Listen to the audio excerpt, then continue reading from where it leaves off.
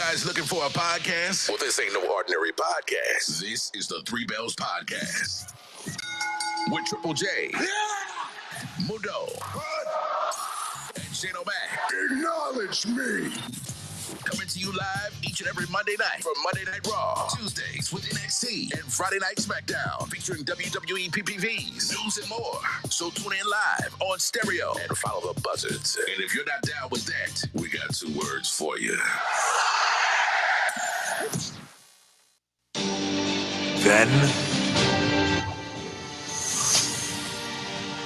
now,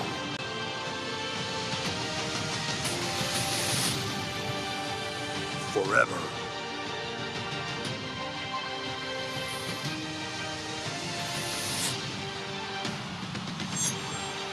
Together.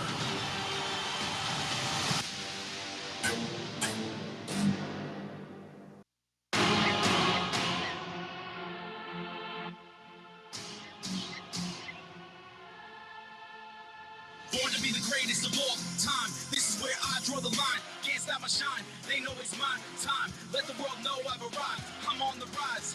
Unstoppable. Watch me do the impossible. Watch me do what I got to do. I'm too hot for you. I'm not about to lose. I'm the greatest. Big smile for the haters. Whole world know that I made it. Welcome everyone to the 75th episode of the Three Bells Podcast. It's Monday Night Raw Recap. It's your boy Mundo, aka Mr. AKA himself, and I'm here as always for 75 episodes with my guys, my fellas, Triple J, Shane O'Mac. Congratulations, fellas. How are you feeling tonight? It's Three Bells 75. Yeah, it's your boy Triple J. I'm live now in your city, and fellas, it's good to be on the 75th show with y'all. You already know.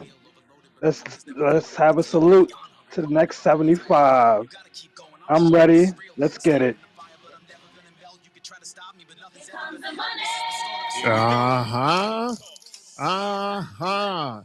Happy 75th, fellas. You're looking good. Don't look a day over 74. What's good, everybody? It's me, your homie Shane O'Mac, coming to you live from the East New York section of the Three Bells podcast table. For we are celebrating and saying thank you to all of our troops on this Memorial Day edition of the Three Bells podcast, as well as our 75th episode. Holla, holla. And we ain't stopping no time soon. We got a lot to talk about. Hope you're ready, because we ready. Hit it, man. Yes, sir.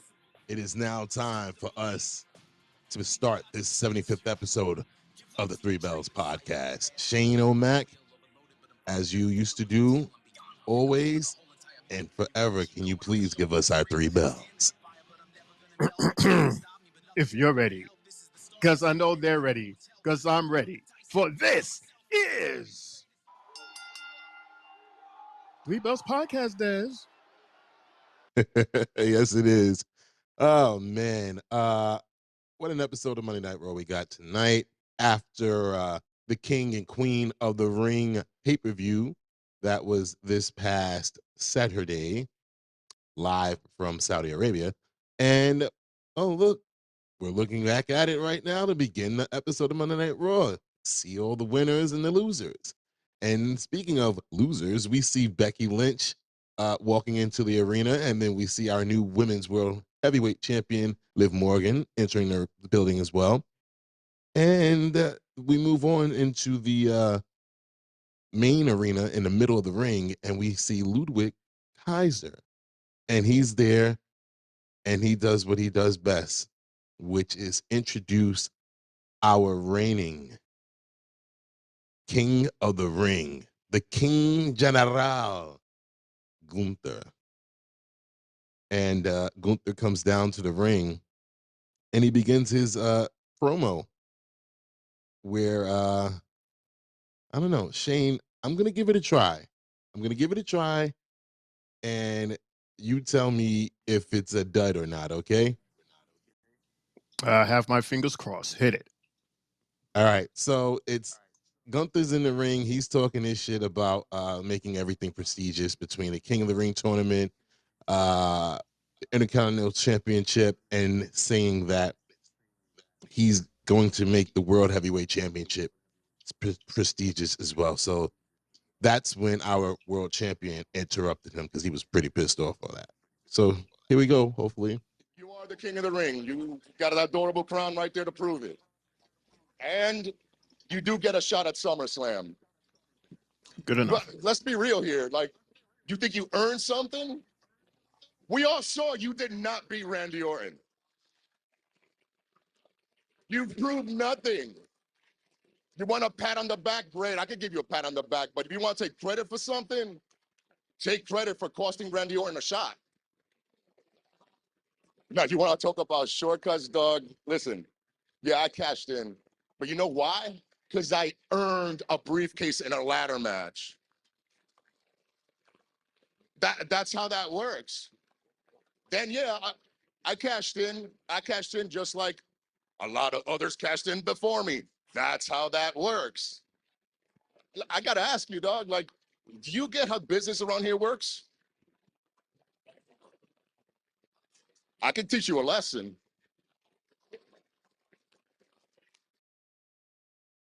My name is Alfonso.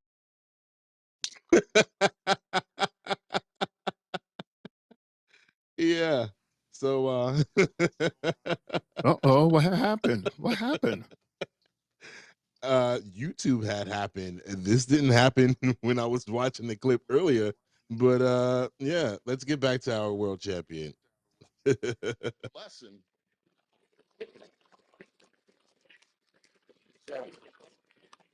Look, it doesn't matter to me how you think about this. I focus on the facts, and the facts are I am the king of the ring. And if you're still a champion at SummerSlam, I'm going to challenge you for that title.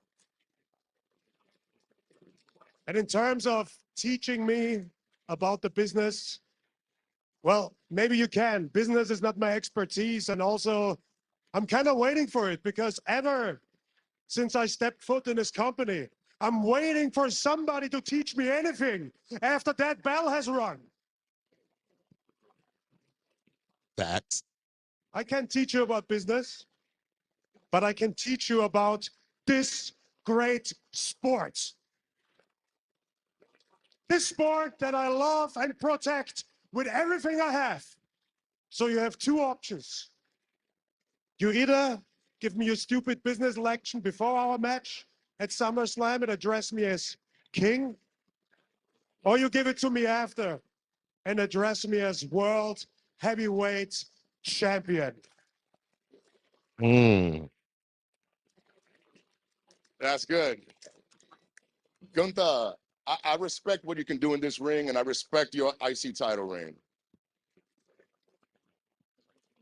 But as your world champion, I mean, what can you teach me that I don't already know? Talk your shit. You and I at SummerSlam, look, we're going to go to war, right? Baby! Drew McIntyre enters the chat.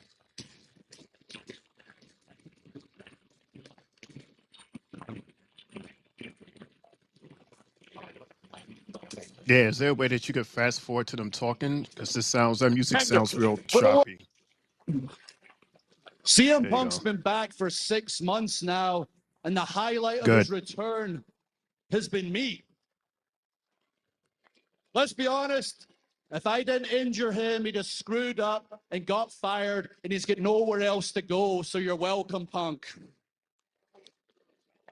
Anyway, gentlemen, hi. Drew McIntyre, nice to meet you, #1 contender. You do realize I'm going to be world champion in less than 3 weeks, don't we?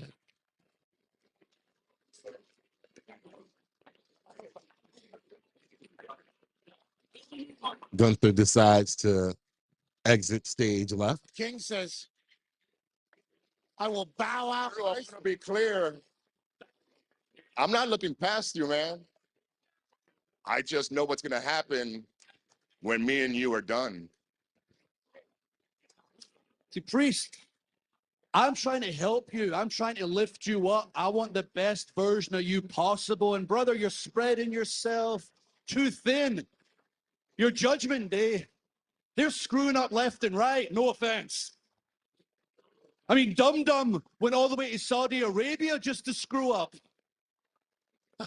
It seems ever since Mommy got hurt, the real leader, your group's gone to hell, brother. That's where I'm here to help. You've got to start focusing on what's important. Focus on you. Focus on that world championship because you don't realize what's coming for you. Let me help you. Let me paint you a picture right now. Wade Barrett, Fit Finlay, William Regal, the British Bulldog. What do they all have in common? Are UK legends between them? They've won exactly 0 WWE World Championships. I'm the only person from the UK to ever win the world title. I've won it 3 times, soon to be 4. More advice, do some tape study. Watch Clash at the Castle when I fought Roman Reigns. Watch how crazy those fans were. They broke Roman mentally. That's Roman Reigns. He's done it all. Been in the biggest matches possible. And if it wasn't for Solo, I would have won that night. This is Scotland. This is my country. Now it's time for a geography lesson since they don't teach geography in America. Wow. Wow. Generally speaking, that's what I've found to be true.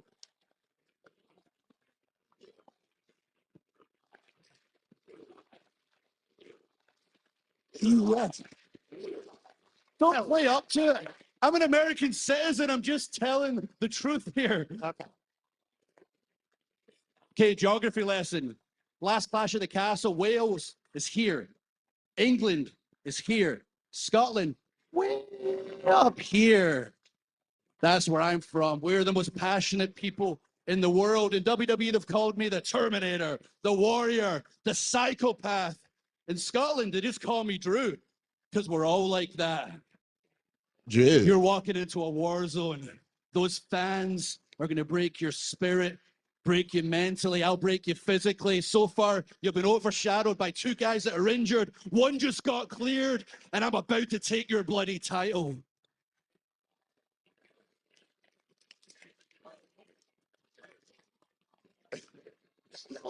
That's your game plan? To get under my skin? What? That's your best shot at me? That the crowd is gonna boo me? That's gonna affect me? Drew, I literally have made a living of proving people wrong. You know my story, so you know that, man, that's not gonna work. You wanna talk your truths? That's how you get under people's skin, right? You talk your truths. Let me talk some of them. Actually, let me ask you a question. Your wife's gonna be there? What's her name? Better choose your next bloody words carefully. I will drop you if you continue in this path. All right, Drew, listen. I could care less if she's gonna be there or not, man. I just wanted to see if I could get under your skin. Clearly I did. I wanted to see if you were man enough to do something about it. It looks like. So yeah, Braun comes out and he comes to the ring. Drew exits the ring, stage left. Damian and Braun go face to face. I did not realize how much bigger Braun is than Damian. That was actually shocking. But yeah, that led into our first match. But before we get there, Shane and Jay, your thoughts on this this opening promo here? And before we get to that though, just want to let you know that this leads into a did you know? So did you know? Paul Heyman has been working with Damian Priest for around 8 to 10 months behind the scenes. It's reported that Paul has played a key role in Damian's growth and development on WWE TV, where he is now seen as the leader of the Judgment Day. Did you know that, Shane? Did you know that, Jay? Did you know? And then you guys can talk about the promo.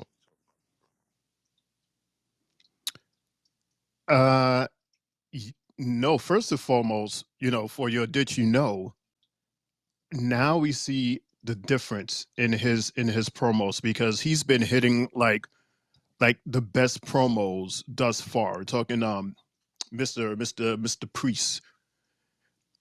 Yeah, I see that now. The way that every time he's on the microphone, he's just spitting facts after fact after facts. So, yeah, good job, Mr. Heyman. Good job.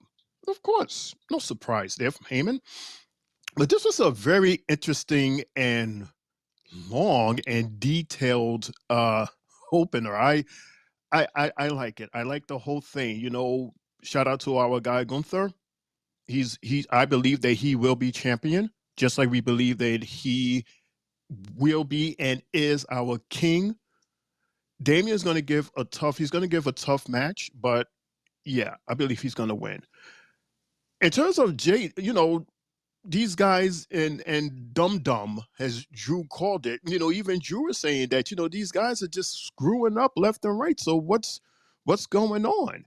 And once again, Drew is giving another promo to somebody about not focusing on the task at hand, and that's to defend their title against him. Is this like the third time that he's going up against somebody with a title and they have their attentions elsewhere? And Drew, once again, it's like telling them, hello, I'm standing in front of you. It's me, your next opponent for that thing right there in your shoulder. Stay focused, stay focused. And here comes Braun. Don't forget, Braun is not forgetting, what they did to him last week. So that's why he's showing up. So it's just a whole bunch of things that was like going on all at once. And it's a lot of stuff that we have to remember because these are not just happening at this moment and then it stops. Like everything is happening for a reason moving forward. So I have to remember this in full details, Jay, because I know we're going to be reminded of it. And then there's going to be a follow up of everything that we just saw and witnessed, Jay and Taz. Well, with the did you know factor, I kind of found that out yesterday as well. With the fact that Heyman has been teaching um Priest, so it's cool to see because we can see the evolvement in him, and it's actually good. I think that everybody that goes to Paul Heyman always comes out successful, and kudos to him on that. And with the opener, it was cool to see Ludwig bring out um Gunther. But at the same time, Gunther was just out there walking with the crown in his hand. I figure, it would have been like the old school way where he would have came out with a robe, put the crown on his head, and walked to the ring like a true king. But, we in the new age and we got what we got. But at the same time, when Priest got in there, Priest let him know, like, look, did you really win? More or less, because Orton didn't lose. And there was at one point during that promo that the crowd was actually chanting that they wanted Randy. And also the fact that Gunther was talking about prestige and how he put the IC title on prestige, it lacked prestige and he fixed it. And he said the same thing, with the tournament for the King of the Ring. It was lacking prestige as well, and he wanted to take it to newer heights. And he wants to do the same thing with the World Championship. So, with Priest got a battle on his hands, and hopefully he's still champion by SummerSlam, and maybe he could get this victory. Even though we all see Gunther win the title eventually and soon, I would hope that they give Priest a nice little long lengthy title run. I wouldn't want him just to get about 3, 4 challengers and then that's it. I'd hope it'd be longer than that. And the fact that Braun Strowman came out and didn't forget what was going on, with him and them, as far as with JD confronting them last week. You got big things coming to you, JD. But shit, Braun, get 'em, boys. All right, so Jay, while you're still unmuted, go ahead and tell us what you thought about the first match of the night, which was JD McDonough versus Braun Strowman.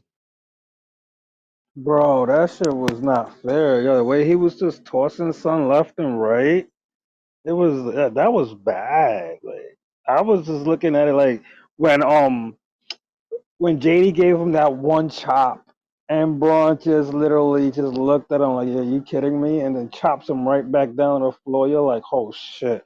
He literally could have put Son right through the damn floor.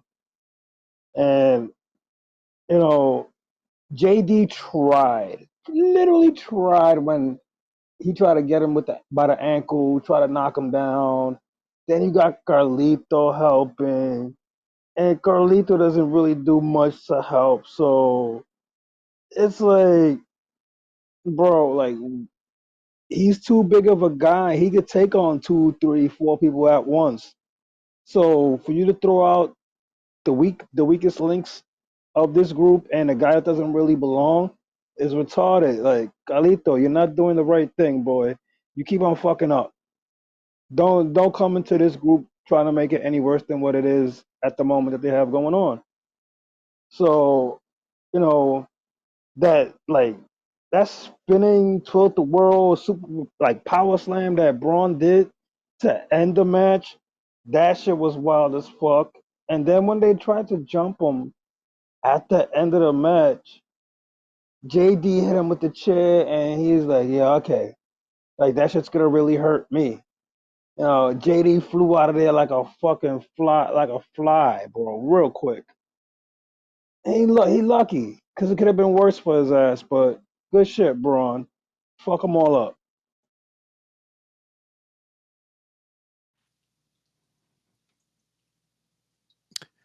Yeah, following for what Jay said, this was like it was like, you know, a big old giant just throwing a little pea around the ring. I mean, it was just so unfair. But then again, it was fair because it's JD and we don't like that big head son of a, so just throwing him around like a handball. And here comes 32 seconds Carlito, coming in, try to put his 2 cents in so that he can prove that he is part of the Judgment Day. And of course, Braun wins, of course.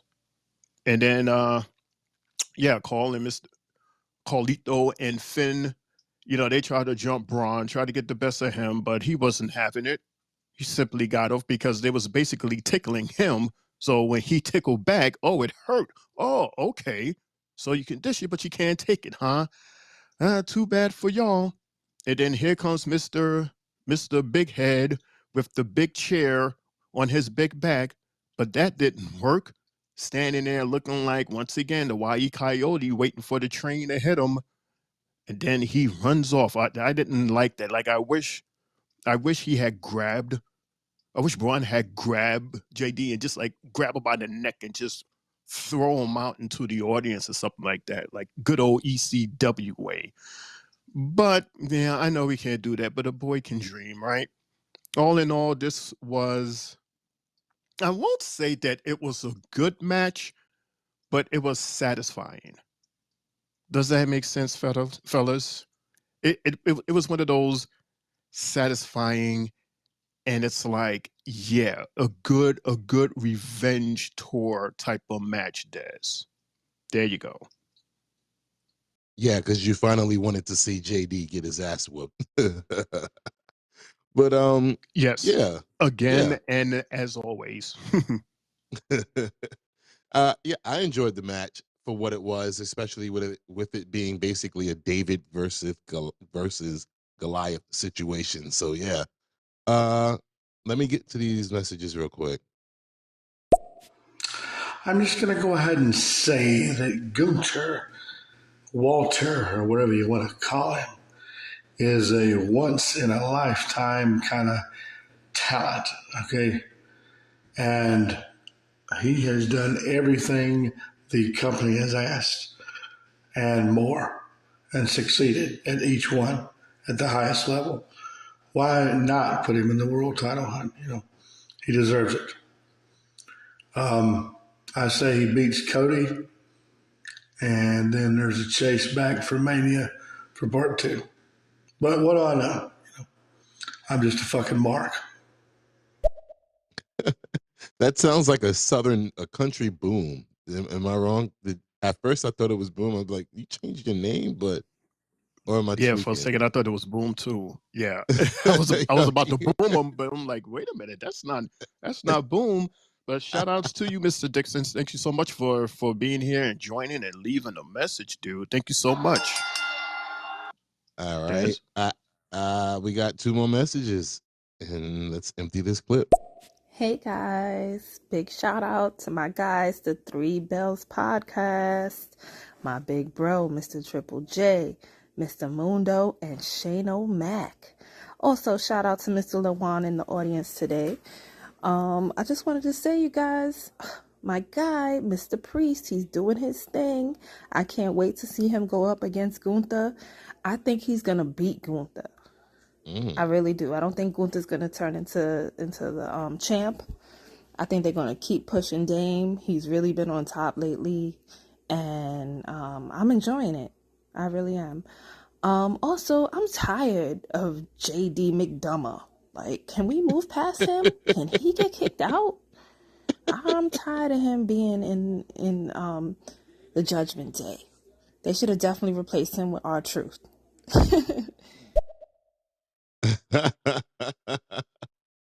All right, let me. Interesting, Des. I knew you were going to comment on that because you said that last week that you missed R-Truth with the Judgment Day. Because it was gold. It was comedy gold, and we were so looking forward to it the next week, and then the next week, and then we saw what happened. Right, it just like that. It ended. It ended into the situation with Awesome Truth.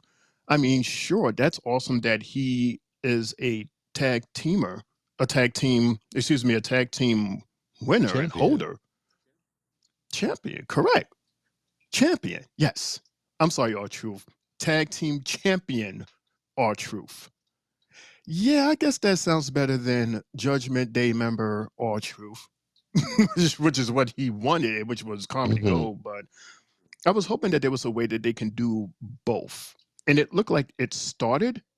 Remember when they held the titles when Damian Rhea held her title, and then R-Truth stood in between them and held his. Like that his happy was ass. yeah, that was comedy gold, and I was hoping that that situation would continue where he still feels that he's part of Judgment Day, even though he's a tag team champion. Right. Let me get to her last message real quick, and then we'll move on.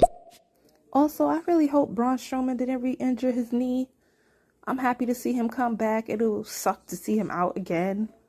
I really hope it's just a little fluke, and we're gonna see him next week as well. I'm waiting for Braun to come back full on. I'm ready for him to come back. We need the Monster Among Men, definitely. Totally. I think that's just going to be something to piss him off even more. The fact that his knee hurts. I think he's going to be even more vicious and even more destructive. Let me just see. Hold on.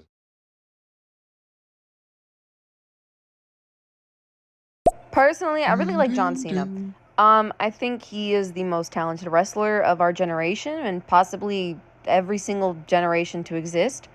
I really like his RKO. I think he is just overall a very talented man. And let's debate.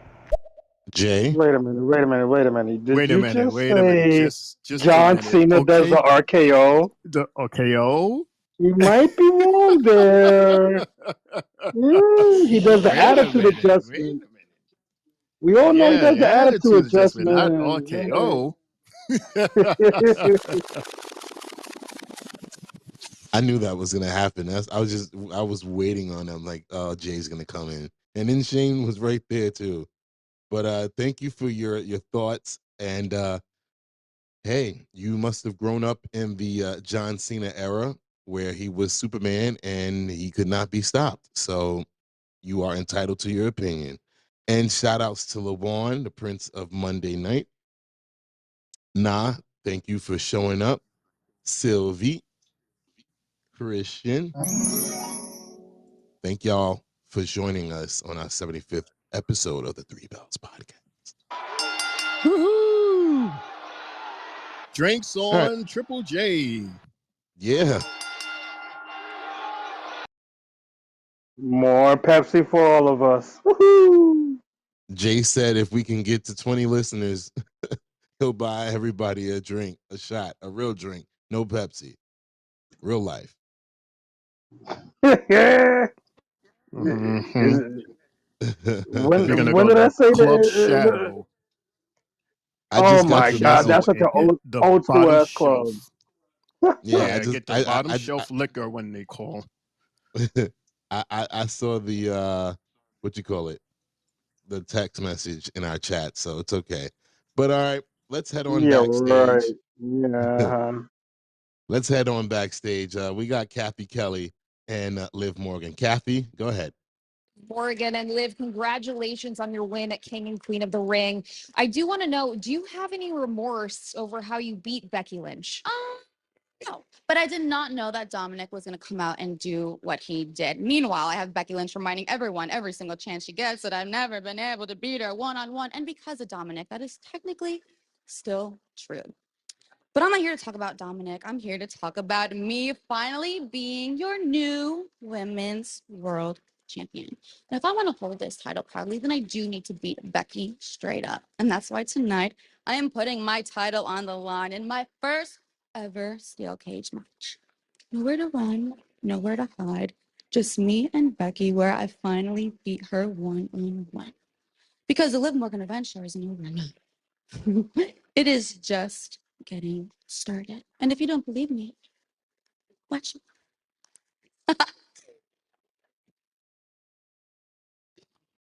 All right, well, yay. Yay, Liv, yay. So we're still backstage. After that, we all head on over to Carlito and Finn Balor, who are still backstage with us as well. Right time. You got right time. Yo, so that clearly didn't work. Where's JD at, man? I don't know. I think he went that way. He's being chased by Braun Strowman. Honestly, tonight, Strowman should have been handled. Do me a solid. Find JD, bring him back to the clubhouse, and let the Judgment Day regroup. Consider it done. Hey, where's JD? I think he went that way. You take the lead. No, just give me a second. I need to Judgment Day's got all. Right. So yeah, it's the Judgment Day. They're still a hot mess. The fact that they they didn't find anything wrong with JD being chased around by Braun Strowman is hilarious. All right, so after that, they went into a look back to last week with Braun Breaker and the hell he caused on Monday Night Raw, laying out that poor Kale Kid and Ricochet, which takes us to the trainer's office with Ricochet and others. It's honestly probably Feels the okay? best we're gonna get. All right, well then you're good to go then. Appreciate it. Thank you so much. Yeah, sure. All right. Well, last week was unacceptable, obviously, but you heard the man. As much as I advise against it, apparently you're clear to compete. That's great because I want Braun tonight. I knew you were going to say that. He's not here. Okay. He's at home nursing a fine, and I suspended him this week. What he did last week, he's got to pay for. Okay. Hold on, do time. Patience. Pierce, come on. You have to help me out. We have to do something. Ricochet. Listen, I just came to say thank you for what you did Ilya. this week. Really, like Braun is he's a maniac. If you didn't push me, well, anyway, as soon as you're healed up, let's go another round. It's interesting you say that. I owe you anyway, so how about tonight? Oh, послушай, брат. I fight people, and I break them.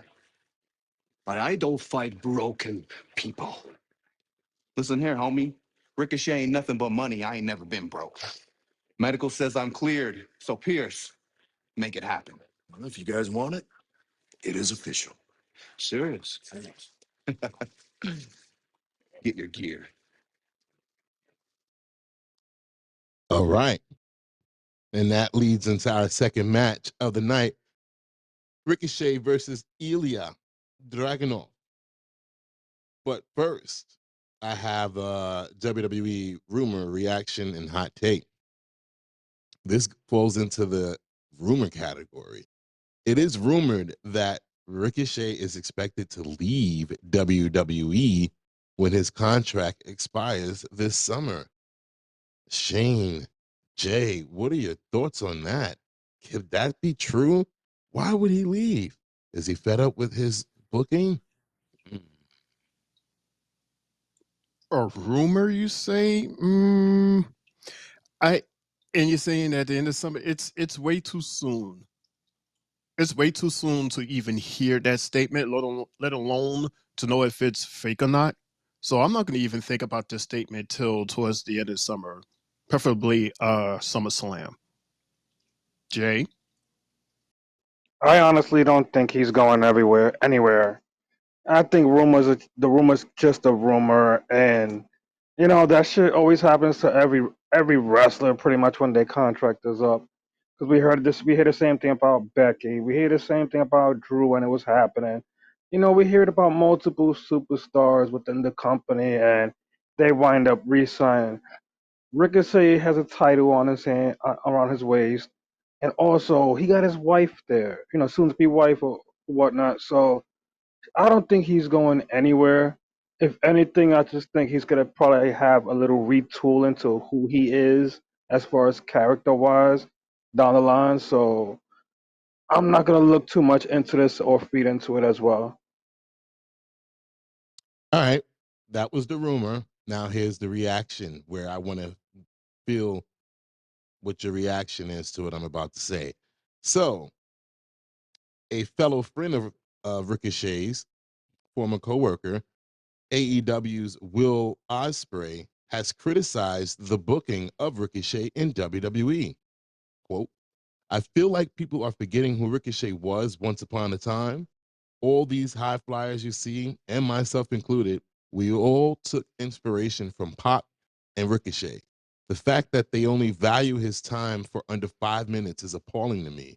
I just want people to remember who he is. If you go and look at 2012 to 2013 Dragon Gate Ricochet, he was untouchable at the time. He's the greatest high flyer ever. I know it sounds weird, but I do include him on the same level as Rey Mysterio.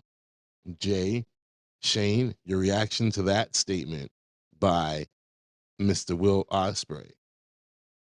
I think the reason why Osprey is saying that is because he knows the talent that Ricochet really has. And Ricochet was the Puma up in Lucha Underground, and even down to the fight that him and Osprey had, that was hella fire. Like if you go back and watch that fight, they went at it. So you know, Will is only saying this to inspire other Ricochet as far as comparing him to Rey Mysterio and everything. And the 5 minute match thing is kind of true. We only get the best of Ricochet for no more than 7 to 10 minutes, and that's it. That'll be the fight, because it'll be like half the times is either he's getting squashed or half the times he's gonna win. So he's like a 50-50 guy for the company. There's never really been a huge push. And I also feel with that little speed championship that they gave him, I feel that it's just a way to um have him with something so he could feel his place is there somehow, some way. Shane? Okay, so I agree with Will when he says that Ricochet is like at the top when it comes to our high flying superstars. Like, yeah, you say Ray, and his name Ricochet is right up there. I'll even say Logan Paul, he's up there also in terms of our high flyers. But you got to understand that there's only but a couple of wrestlers that is like top of the mountain. Everyone can't be at the top of the mountain. So I look at Ricochet as, and I'm not saying that he's a bad wrestler or anything like that. He's awesome. I love him. But to me, it seems like he is like one of the top mid carders. You understand what I'm saying? And it's like, yeah, they let him, get his feet wet. They give him TV time with, backstage, and they created this speed, and he's gone down, in history as the winner of the first inaugural final to be the first speed champion. I mean, I don't know how important, or not important that is to some people, but it's a title. It's something that you can put on your resume. So I say to Ricochet, dude, don't give up. Just keep on doing what you're doing, and eventually something's going to happen where you would get to that next level. You just have to be patient. I'm sure everybody else that's at the top, most of them that was at the top, was at the mid and had to work their way up and work their way up.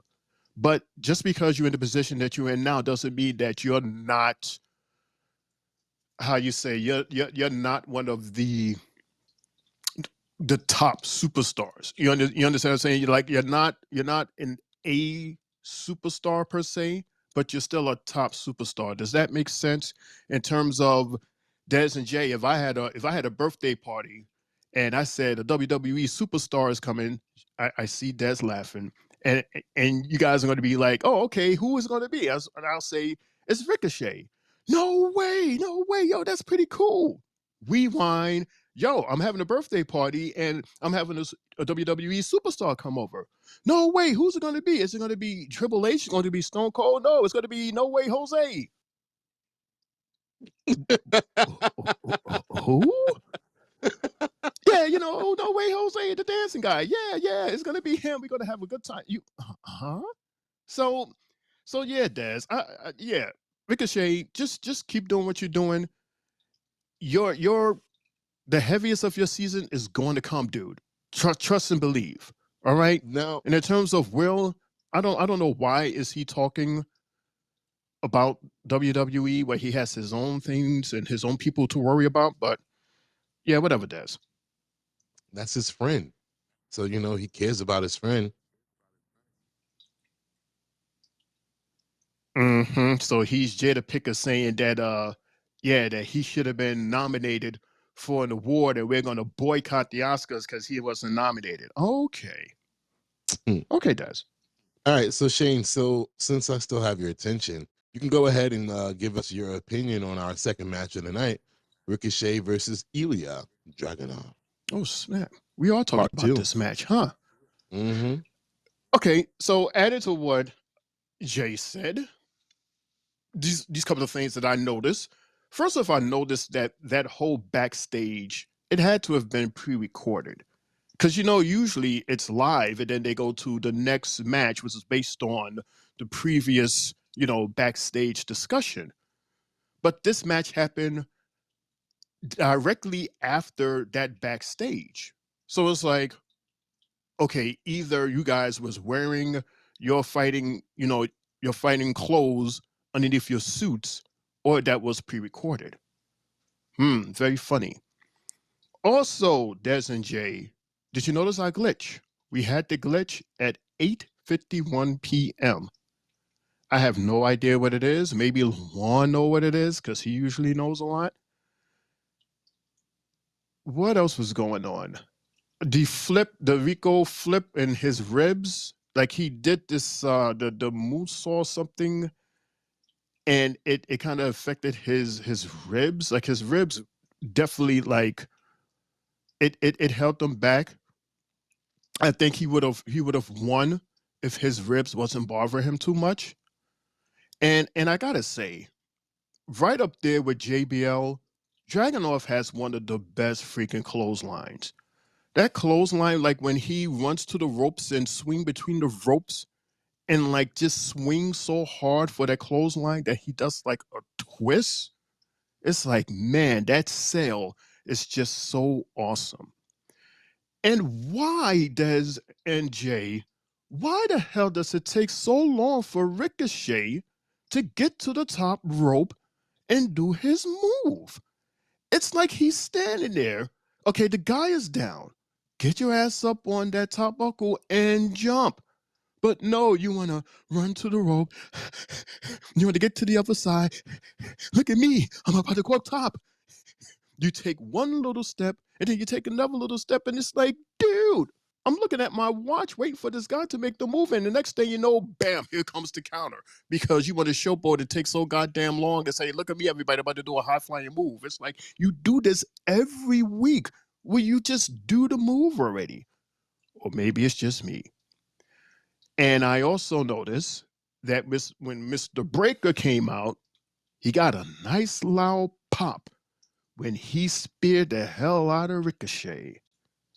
And then he went on and he speared the dragon. It was good to see him. I thought he was going to do something to Adam, being that he's already suspended. And he's not even supposed to be in the arena, everybody, because he was suspended and fined from the antics from last week.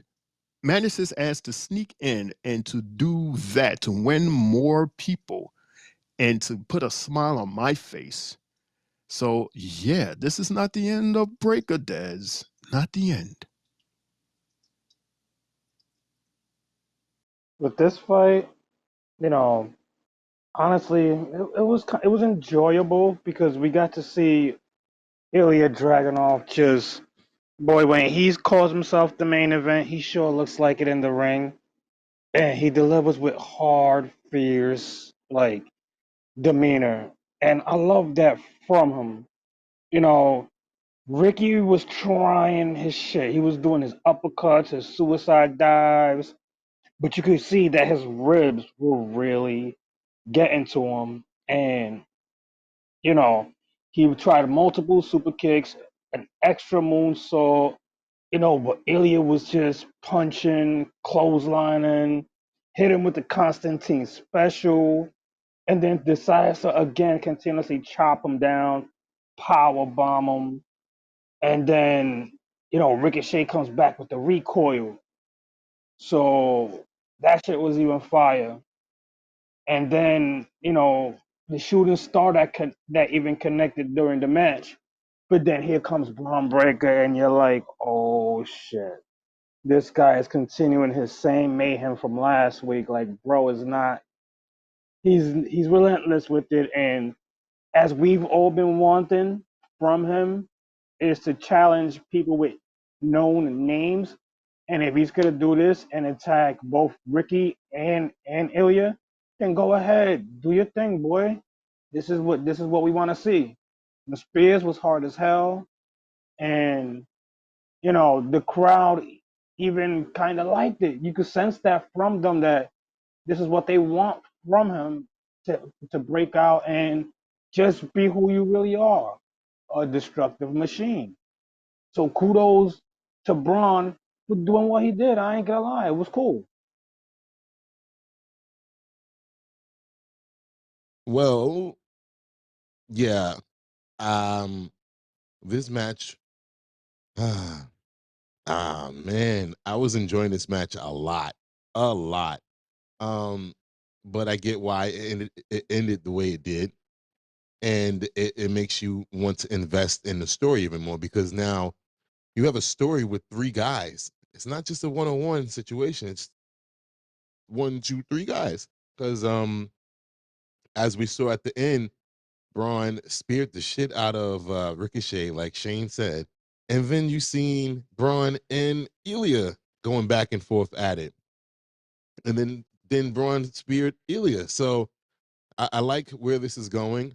I can only imagine a triple threat match between the three of them. That shit'll probably be fucking insane. Um, so yeah, let's see. Let's just sit back and watch and see what else they have under wraps. Uh, so we're gonna hit a commercial break in WWE time, and they came back, and we were backstage with Kathy Kelly again, and you see in the background Adam Pierce and Braun, and Braun is just like whatever, and the disrespect is crazy. And then we got Miss James again, and I don't know her. I guess her whole point of being drafted to Raw was just to be like his secretary. What was the point of that? We could have got somebody else coming up from NXT that actually does shit. Ugh. Anyway, now we're gonna go to check on the Awesome Truth and see what they got going on here. Take it away, fellas. Memorial Day ice cream truck. It's a great idea. Thanks, dog. But why did you make me wear all white? Gotta represent your flavor. So, like, I'm vanilla and you're Strawberry. Well, what was you gonna say? Yeah, Miz. What were you gonna say? What were you gonna say? Okay. I was gonna say strawberry. Strawberry. Can we help you? Yeah, actually, y'all can. Are you still doing that Memorial Day raffle so that we can get a shot at those tag team championships? No. Yes. No. Yes. No. Why? Why? We're WWE, not bingo. The hokey pokey. You did that last week. Last week. No, dog. You know what? Hey, we're closed. What? Joy. All right, appreciate it. Oh, look, we're all pretending to have a good time, enjoying the ice cream. Karrion Kross. Karrion Kross, middle name Chris. Look, why don't we skip all this cryptic, wedge driving comments and get to the part where you challenge us to a match? That's not what's happening here. I'm trying to help, specifically you. Look, he's already had his time in the sun, okay? But at the top of WWE, it's a numbers game, and right now you don't have it. I'm trying to tell you, I believe in you, okay? And I can help you, but I can't do anything for you until you cut this New Day crap loose. So watch AOP tonight and see what I'm trying to tell you, what really can offer you. Watch AOP. Watch AOP. No. You think I'm gonna break up a 10-year friendship and possibly the greatest tag team to ever step foot in WWE just because you asked nice? In other words, what he's saying is no. So why don't you just jump yourself on out of here? Huh? Oh, that's so good. This is so typical of you, Kofi. When are you gonna let this guy shine? When you retire? Because if that's the case, I can help you look into some early retirement plans. Oh, word. Oh, no. Bro, we got this. Tell your goons, Toka and Razor, that next week they're in the ring against us. We can show them exactly how much New Day has left in the tank. Okay, so you want to do this the hard way. Yeah. That's good. That's my favorite. Yeah. Miz wasn't gonna say strawberry either. Nope. Oh man, hilarious. You know, Des, I have to ask again. Either Des or Jay, one of you guys may know the answer. What is this fascination that Karrion Kross has with Mr. Woods? Why is he so concerned about what happens to him? Well, it seems like like he said, he wants him to get his shine now, because it's true. Think about it. He was the reigning king of the ring, and it meant absolutely nothing because he got nothing out of it. Just embarrassed by the bloodline, and that was pretty much it. So I guess he wants what's best for him, but he wants him to turn to the dark side, I guess. Jay, what do you think? I don't know. I don't. You know me with AOP Are and you okay, Karrion Jay? Kross and them. No, not It a sounds fan of like you're in the Karrion Kross. bathroom. Oh no, Like, my fan is on. My fan's okay, on because it sounds high. like you unmuted, and it sounds like the end of a toilet flushing, and you going, ah. Oh Like, Oh man, nah, dude is bro. taking a Pepsi dunk. What's going on? oh shit. Oh I'm no. sorry, Jay. Go ahead. It was just his disgust with Karrion Kross, right? Yeah, I'm not He too did it much of a again. fan, bro. Yeah, see, Not he's fit. yeah, Carrier's giving him Why? shit. I'm not gonna Jay, you gotta hear what we're hearing, dude. It does sound it sounds like Carrier is making you want to shit, pretty much. But I understand what you guys are saying. That's understand what you're saying, but why does he care? Unless, like you guys are saying, he wants to, I guess, try to help him so he can possibly join them, but then what? How would he benefit? That's all I'm Right. saying. It's like he's a collector. But Jay, I have a question for you. Yes, sir. In that promo, were you watching? Who the hell were those two ladies in the background that they were kind of focusing on while focusing on Carrion and a New Day? There were two ladies I sitting down talking. I couldn't make it I out. I wrote down that it looks like Evil Gina and Sonya Deville. That's what it looked like to me. I was getting that type of vibe too, but I'm like, the blonde, she Mm. looked a little short though, but I wasn't sure. I wasn't sure. That couldn't have been Sonya and Mandy. That could not have been Sonya and Mandy. No way. But it looked more like But Evil I can Gina see that.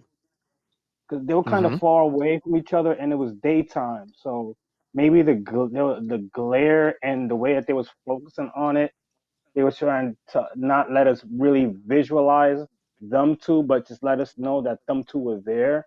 And we got to see that this happened last week when Sonya came and she was in the back just talking with Evil Gina about herself too. So it's something we got to keep an eye on that she might be trying to push her away from Shayna. Hmm. And again, I asked the question, Jay and Des, why does she care? What is she getting out of this? You're not just doing this out of the kindness of your heart. No, I don't believe that. Not in the WWE. You have to get something out of this at the end. Yeah, Sonya's always up to something. We know how she is already. She's kind of tricky with her stuff, but she's gonna be methodical with what she's gonna do and how she's gonna break shit down when talking to people. So maybe this is her first little thing that she's gonna try as far as we're splitting up these two girls and turning one of them into a baby face, maybe. Good question. Let me play this message real quick. Shout out to y'all. This Rock, man. I'm on the way to the motherfucking wrestling ring. Got my Ultimate Warrior slap going on. Shout out to the listeners. This Rock. Nostalgic shit.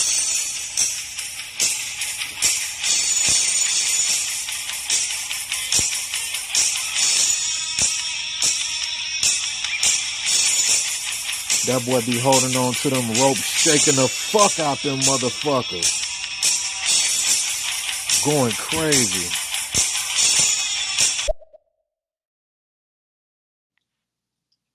Shout out to Rock. Thanks for the memories, man. Good old Ultimate Warrior, man. He's one of the best, man. Definitely had you taking your vitamins and drinking your milk, right, Des and Jay? Stay in school, get them straight A's. Go to the gym and get big like me. Was he though? I mean, he seemed like he was a little hyped up to be just drinking milk and taking vitamins. Like, there's a little extra in there. Yeah, I remember there was like these booklets or whatever, and he had all of these, positive affirmations, and they include like, have a good breakfast, have a hearty breakfast, breakfast for champions, and take your vitamins, and like it was all like positive, inspiration affirmation type thing, and those were a couple of them. And when I was playing that, it was just reminding me of all of that. Des and Jay. All right. We're up against it, like Molly would always say. Shane, can you do the honors, please? Oh, absolutely. We will be right back, everyone, after this. You guys looking for a podcast? Well, this ain't no ordinary podcast. This is the Three Bells Podcast with Triple J, Mundo, and Shane O'Mac. Acknowledge me. Coming to you live each and every Monday night for Monday Night Raw, Tuesdays with NXT, and Friday Night SmackDown featuring WWE PPVs, news, and more. So tune in live on stereo and follow the buzzards. And if you're not down with that, we got two words for you.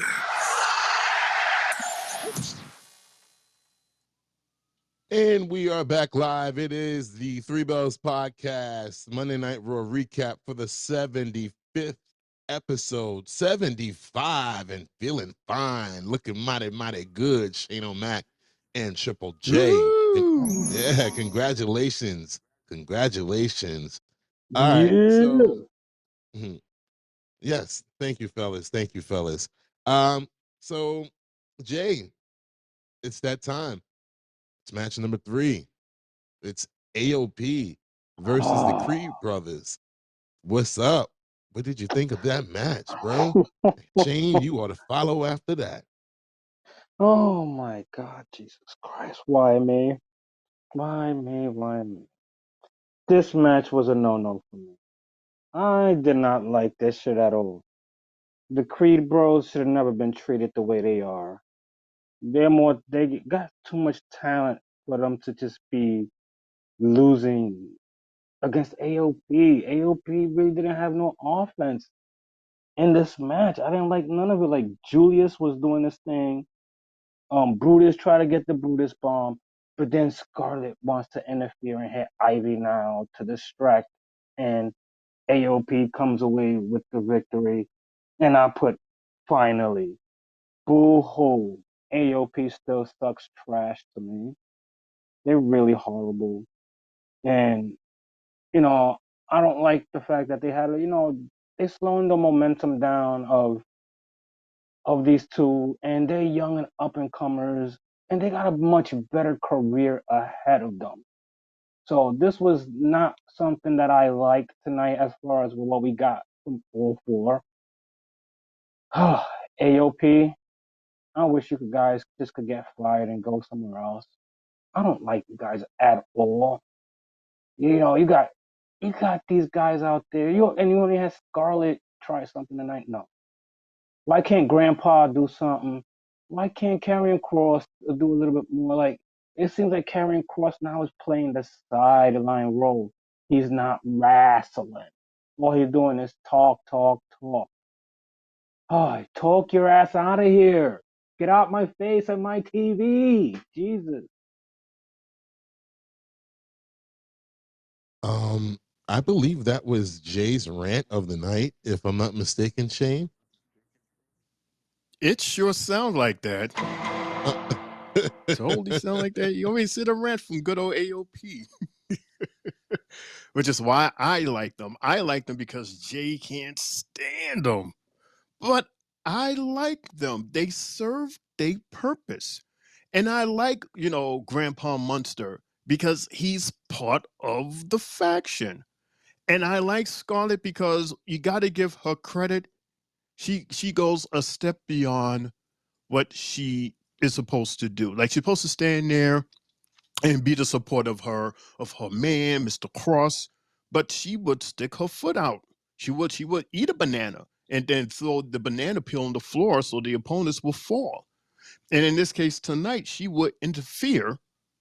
AI, push Miss Ivy into the stairs, which interfered or broke the concentration of the Creed brothers as they was about to do their thing. She did exactly what she was supposed to do, and for that, I like her. And not for nothing, just a little side note. I wish BFAP would do this more. Just a little side note, and I'm just throwing that out there into the universe so that people will know her more. Just like more people knows of Scarlett.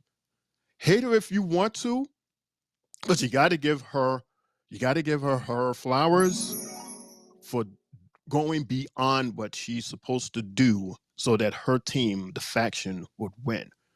All in all, this match was, I mean, I like to see AOP fight. These are two big, strong dudes, and I like to see them in the ring when they do their thing in the ring. Is everybody gonna like it? Obviously not. There's people like myself that actually likes it. And once again, it's just a stepping stone for them. And Creed brothers, they're young, they're fresh, they have plenty of time. But I think now is the time that AOP is going to start doing more. Maybe Jay would like them a little more because maybe it would be a time for them to do different and new things once they put in that position. But we'll see, Des. All in all, congratulations to AOP. Congratulations to Scarlett. We see what happens moving forward, dude. Thanks, Megan and Sam. I'm joined by the Final Testament. And congratulations, AOP, on such an incredible showing tonight. Next week, you will face off against the New Day, who have been on the mind of Karrion Kross recently, especially Xavier Woods. Would you care to comment? If you are a fan of Xavier Woods, I want you to listen to me because I'm going to tell you the truth. If Woods doesn't step out of Kofi's shadow, let me tell you a little about his future. One day he's going to be an old man. He's going to be sitting with Kofi. He's going to be sitting with Big E. They're going to be talking about the good old days. They're going to be talking about being WWE champion. You know what Woods is going to be talking about? Not a whole lot. Definitely not being WWE champion. Kofi's holding him back. And I know you all see that. And I'm going to need your help to let him know that he needs to step out of this guy's shadow and follow his dreams. Because somewhere along the way, all he wanted to do was carry Kofi's bags and play the trumpet. And to me, that's a travesty. I'm not making fun of the guy. I think it's wrong. I think Kofi's in his head, and I think a lot of you are too. It's time we help this man. Paul? The Final Testament. The Final Testament drinks from the well of living souls. Kofi, New Day, nevermore. Welcome back. Well, the heavy breathing and shit. What was that, Grandpa Munster? Yeah. Nevermore. Why does everybody sound like Malcolm in the Middle's best friend, the black guy in the wheelchair? And when the day comes, you all will know. Like, and again, Dez and Jay and Luana, anybody, why does this guy care? Why are you so worried about Wood's house? Worry about your own house. Worry about your own problems. That whole promo was about Woods. I don't get it. I really don't get it, fellas. He said, "Let's help this man. Let him. We're gonna set him free from behind the shadow." And then AOP were like, "You're worried? No. Why are you so concerned about that? Like, I just don't get it. I'm lost for words right now because I'm like, why do you care? Where did this come from? What, you know what I mean? Like shadows and I don't know, Jazz. It's because Jay hates them so much now that they're gonna be on TV even more because they're getting into a real story with another black group. Now that I think about it. Oh, is that what it is?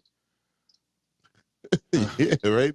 They were Bobby and Friends, yeah, and now it's the New Day. Oh, okay. No, This is what I was New saying to Day you and guys Friend. last week. I was saying that last week. It's ugly. It's nasty. Come on, leave him alone. Go home. Come on, you. All right. I mean, it just doesn't make sense to me. You know, hey Jay, come here for a second. Let me talk to you for a second. So, I was listening to the Three Bells podcast, and out of the three guys, you sound real good. Like you have the most knowledge.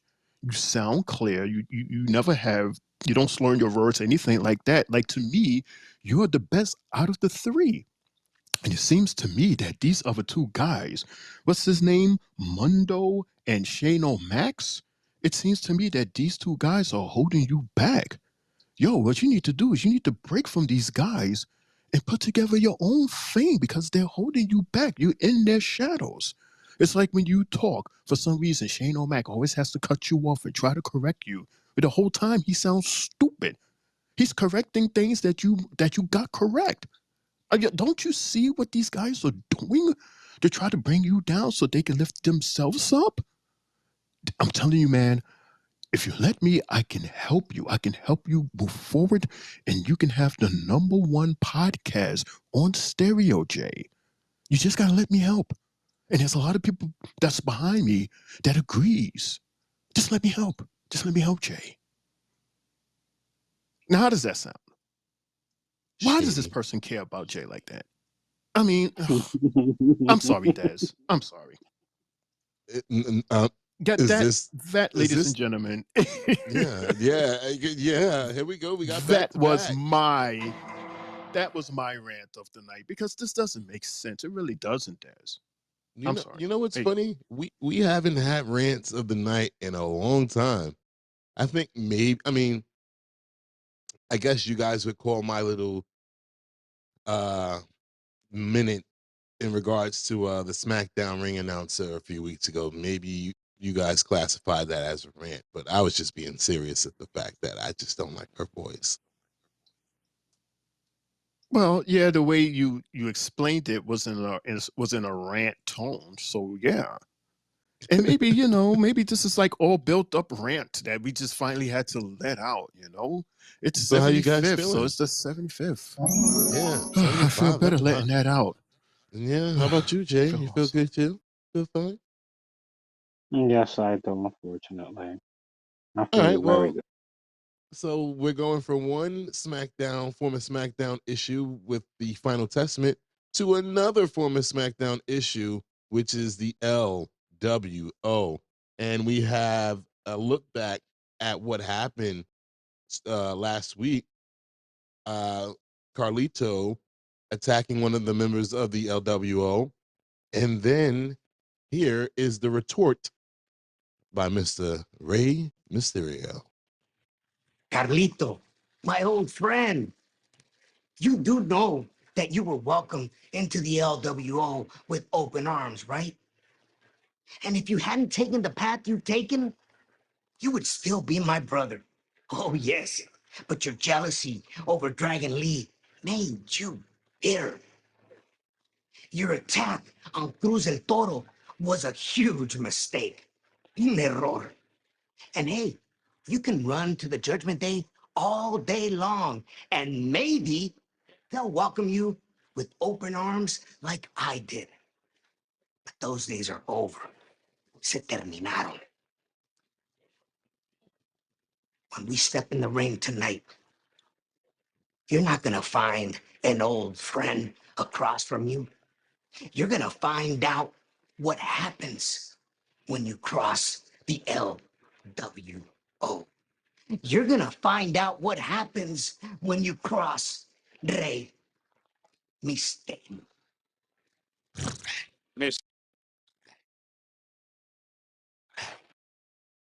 So yeah, after after we got that promo, we start walking with Sheamus, who is heading towards the ring area, and we see in the back none other than Liv Morgan talking to JD McDonough. Eyebrows. And then next thing you know, you hear um Braun Strowman like, get over here, JD. And you see him still limping after him, and JD books off. And Sheamus is looking like, what the hell? And just, I love when two different segments and shit just cross each other. It's hilarious. And they went on a commercial break. And then after the commercial break, we got Mr. Sheamus himself in the ring. Sheamus, take it away. I'm out of breath walking out here. Savannah, what's the crack? Well, oh man, I'm amped up. I'm amped up just listening to all of you. How about that King of the Ring, huh? Do you enjoy King of the Ring? Great matches, right? Great matches. Nothing but banger after banger after.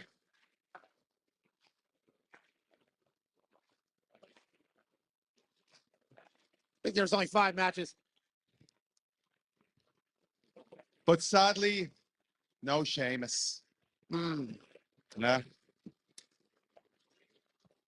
And why?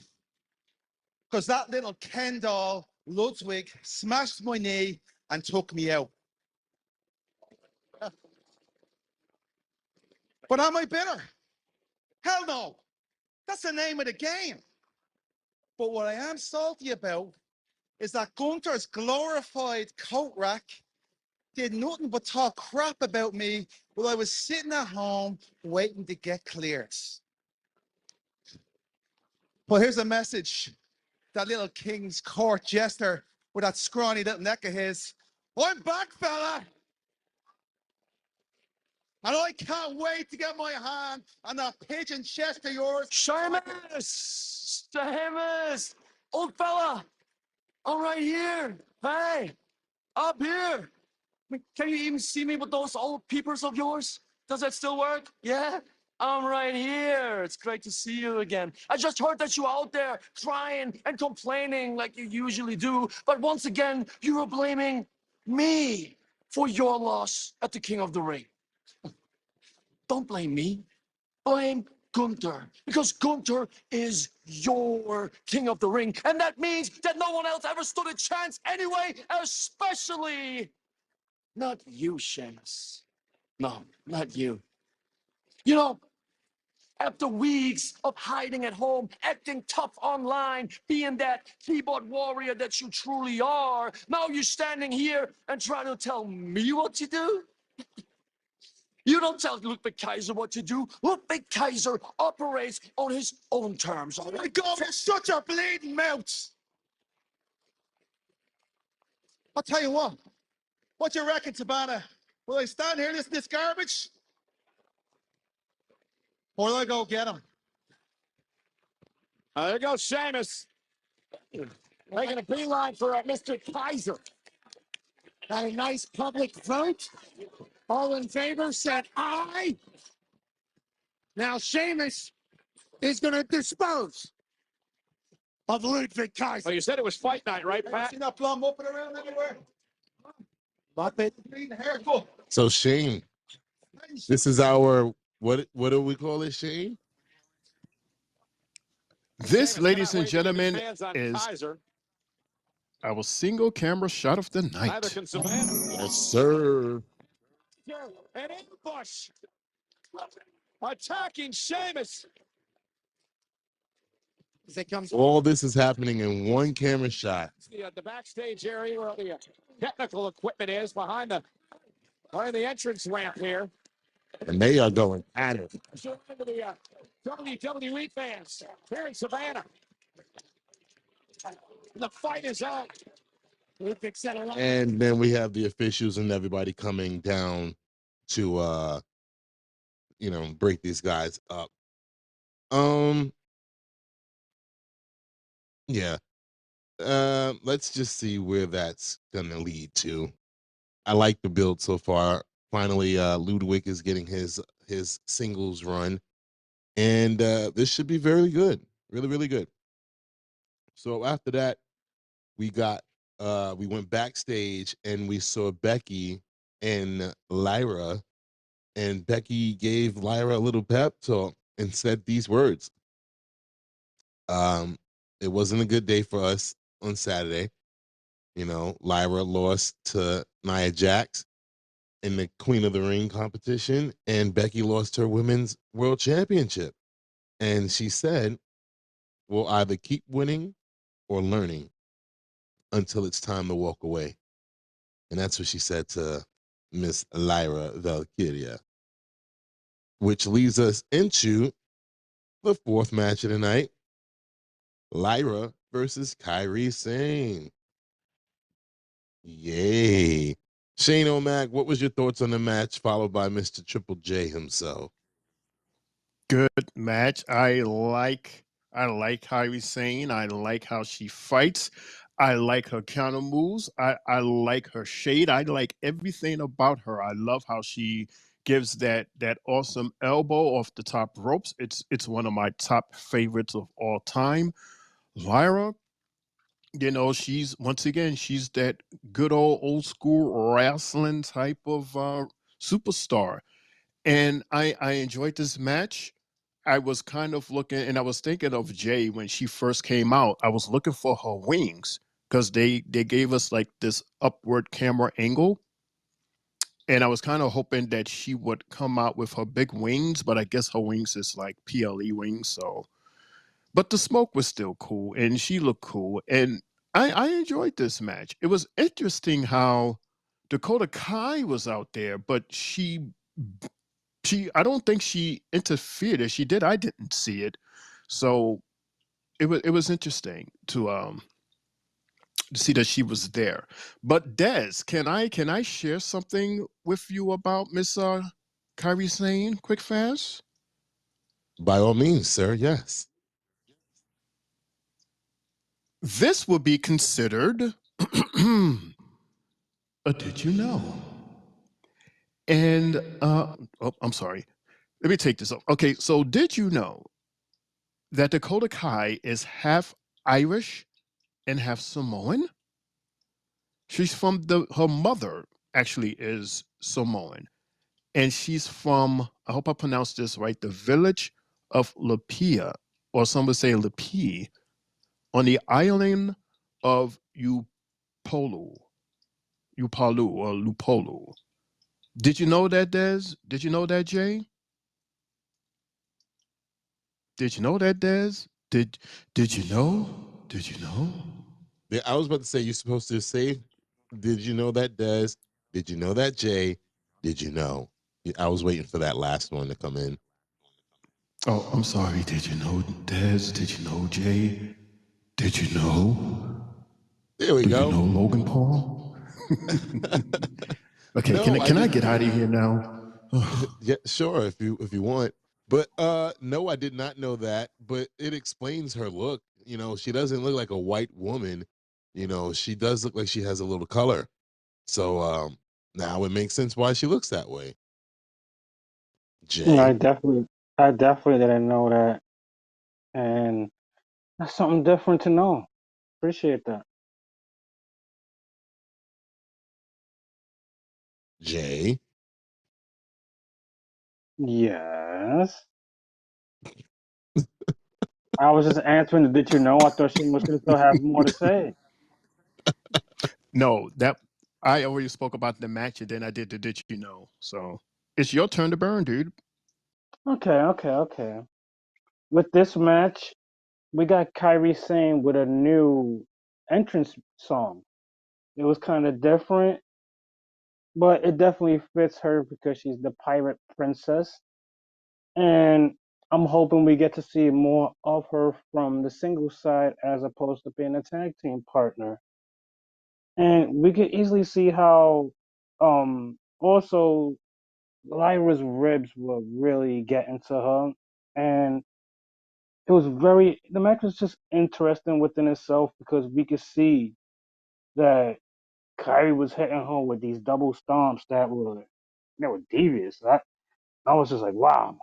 But with Lyra was doing her thing as well. She was fighting back. She was scrappy. And once Kyrie misses the insane elbow, that match, the rest of the match just went the other way. And Lyra rolled her up, got the pin, won 1, 2, 3. Lyra, you already know how I feel about you coming from NXT. You're a great wrestler. You know, just polish up a little bit more as far as with your in-ring skill and your mic skill, and you're gonna be a force to be reckoned with. Kudos on the victory to Miss Lyra Valkyria. All right. Yeah, I mean, Jesus. What I failed to mention was that before the match started, they also looked back at why Lyra's ribs were taped up like that, and they showed us Naya just dropping all that ass right on right on top of Lyra, man. I still think that's the most devastating annihilator that we have ever seen and probably will ever see, because my God. Oh my God. So yeah, moving right along, we are backstage in the clubhouse of the Judgment Day. Where's JD? What are you doing here? Carlito. She asked us to come here. No. I asked for the Judgment Day to regroup in the clubhouse. You're not in the Judgment Day. Don't you have a match to get ready for? Right. The way Finn just be looking at people. You're gonna be out there, right? Where's Dom? Where's everybody? I'll catch you, people. I don't know where Dom is. I can't find him. He's Hey! elusive. Get off the card. Found him. We were about to. Who was have you been? JD, yeah, where you been? What do you mean where have I been? Strowman's been chasing me around all night. I gave him the slip now, though. Oh, you gave him the slip? Yeah. Is this an issue that I gotta take care of? Is it because you're too busy talking to Liv? All right, you saw me talk to Liv, but you didn't hear what I said. I told her she wasn't going to be women's champion for very long. All right? Well, she wouldn't be women's champion at all had Dom not gone out to speak with Sucio. Hey, guys, can you give us a minute, please?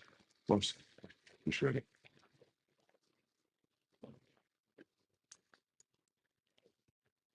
What are you doing?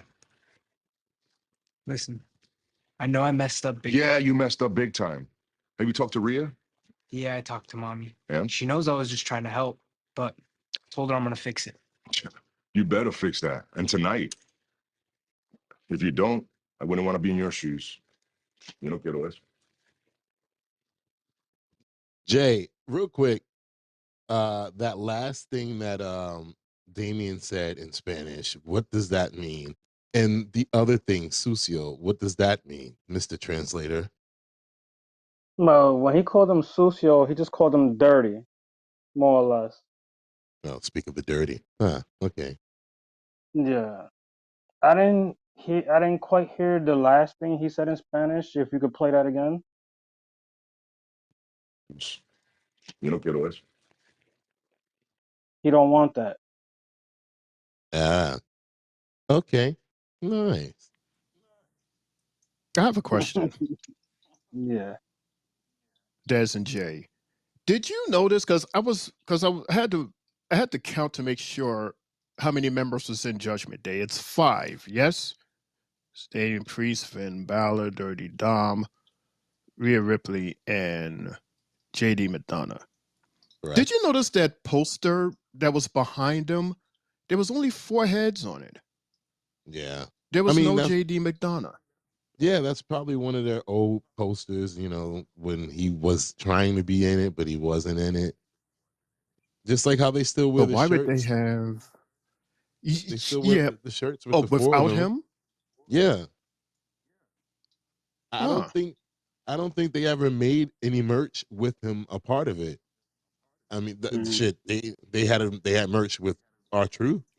I mean, that R-Truth made, but yeah, I don't think they actually ever had merchandise with him a part of the group. All this time, huh? That's depressing. Now, fellas, were you watching? Did you look all the way around in this segment? Did you see it? I guess not, because I was so worried about JD Madonna's face not on a poster. What did I miss, Des? What did I miss? Once again, that demon briefcase was in the background, just chilling, facing Damien. Damn it! I don't be noticing that shit. Every week, it's there. Every week, it's watching Damien. It's watching the world champ. It's watching the world title. Maybe you'll catch it next week. So we're still backstage, and we are heading over we're going from the clubhouse of the Judgment Day to the locker room of Damage Control. Let's see. Io Sky's there, and she looks very pissed off watching the TV. Yeah. Dakota and Kyrie come in. You know, I think it's Io looks at them.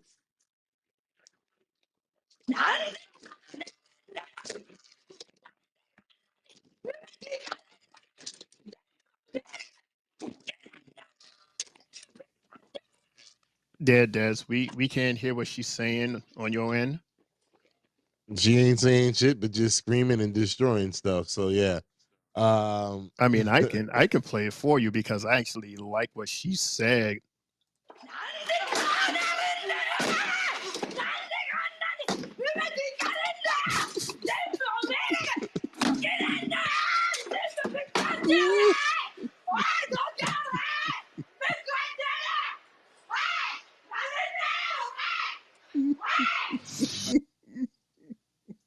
She was pissed.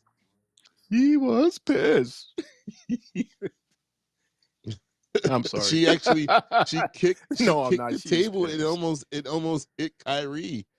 I was like, ooh, that was close. That was close. She tore that room up and was cursing the storm. Jay, what did she say, Jay? Do you understand anything that she said? Oh, you asking Jay to translate? Come on now.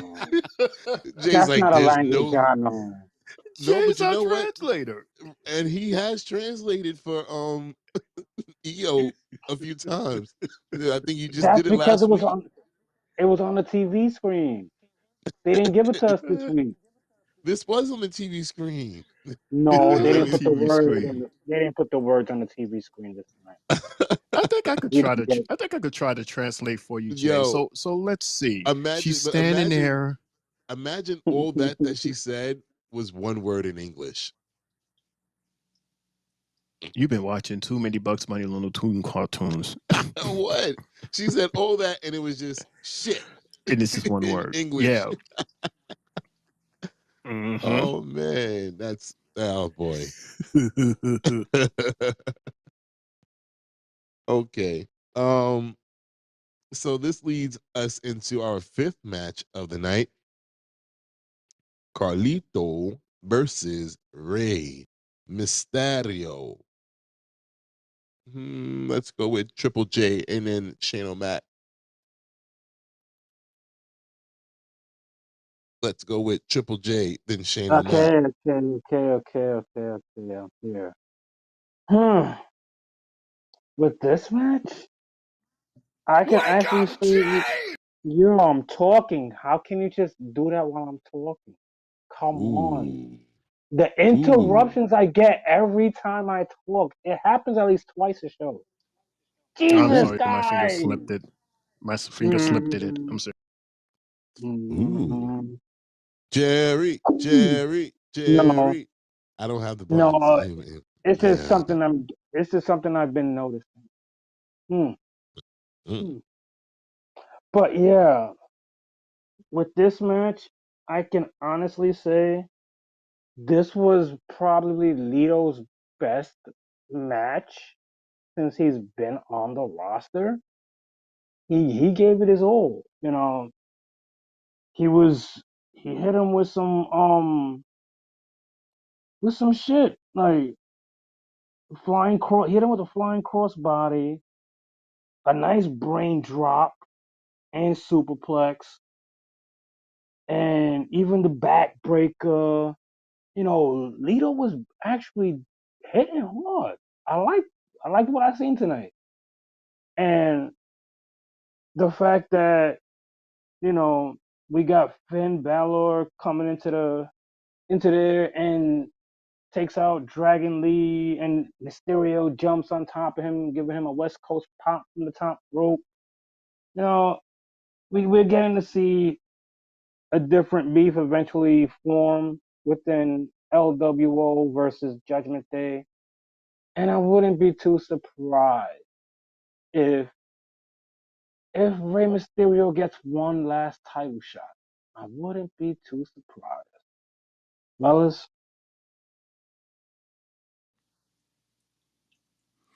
Yeah, this was and he hasn't had like a whole lot of matches as a solo Mr. Carlito, because we all know that he only lasts for like 37 seconds. But this was like probably the longest match he's had.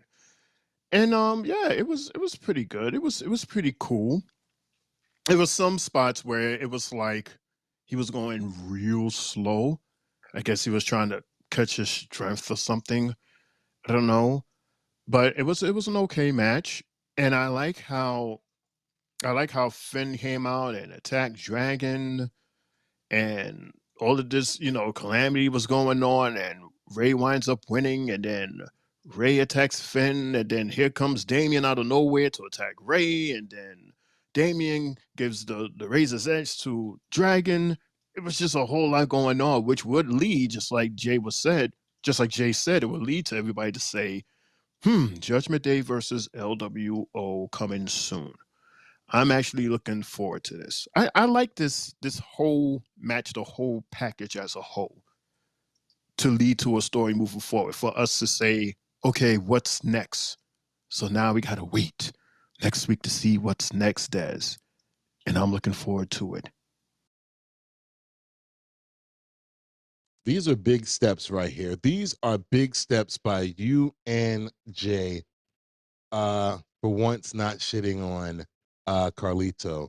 But he also gave you guys a reason not to, because he's definitely had his best match so far since he's returned to WWE. Jay, do you think that the role that he was playing when he first came back was basically like a quote unquote washed up version of himself, which led to the reason why he wasn't picked for the WrestleMania team?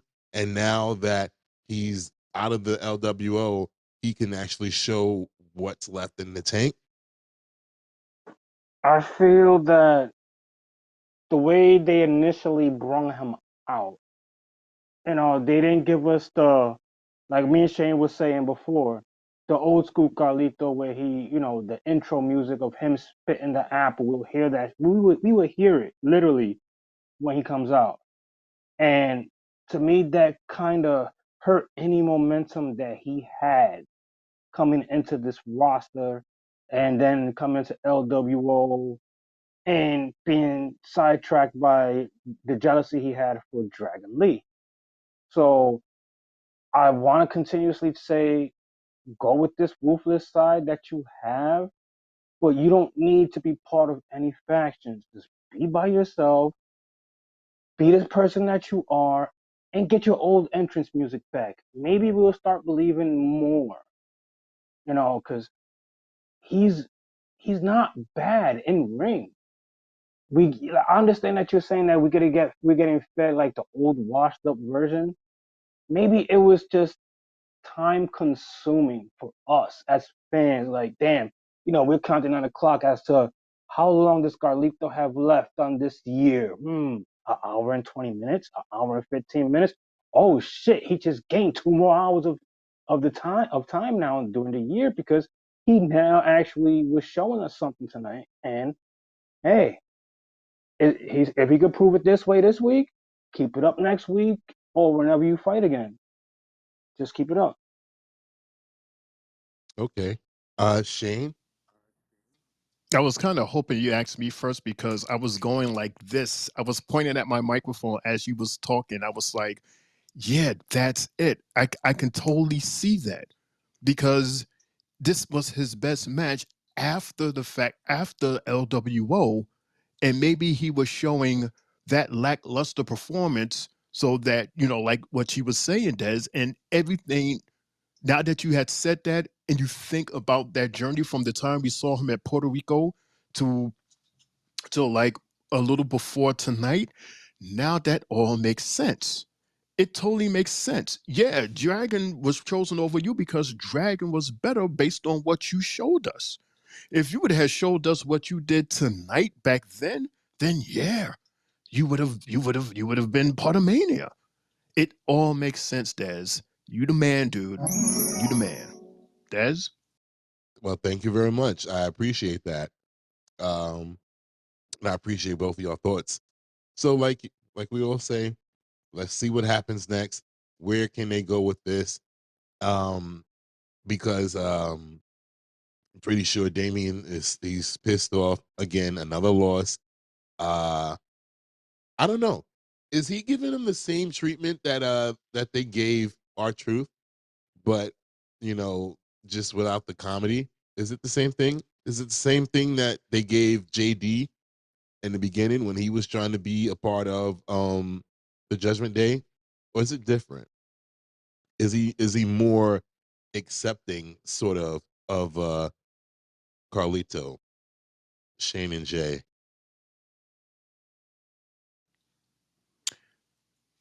I mean, maybe because of the fact that they have a common enemy as opposed to R-Truth.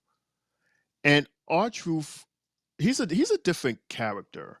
He had to be treated different from Carlito.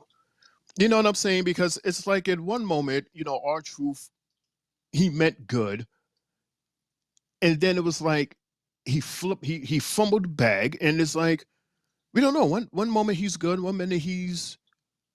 It was just so confusing, but yet it was entertaining. So I think that was why he stayed there at that time. He stayed. So now we have Carlito, and to me, especially with Damian Priest, they have that connection in terms of where they're from and the language, the fact that they can you know speak in Spanish, they can speak in Jay's language, to have us go, what did they say, what did they say?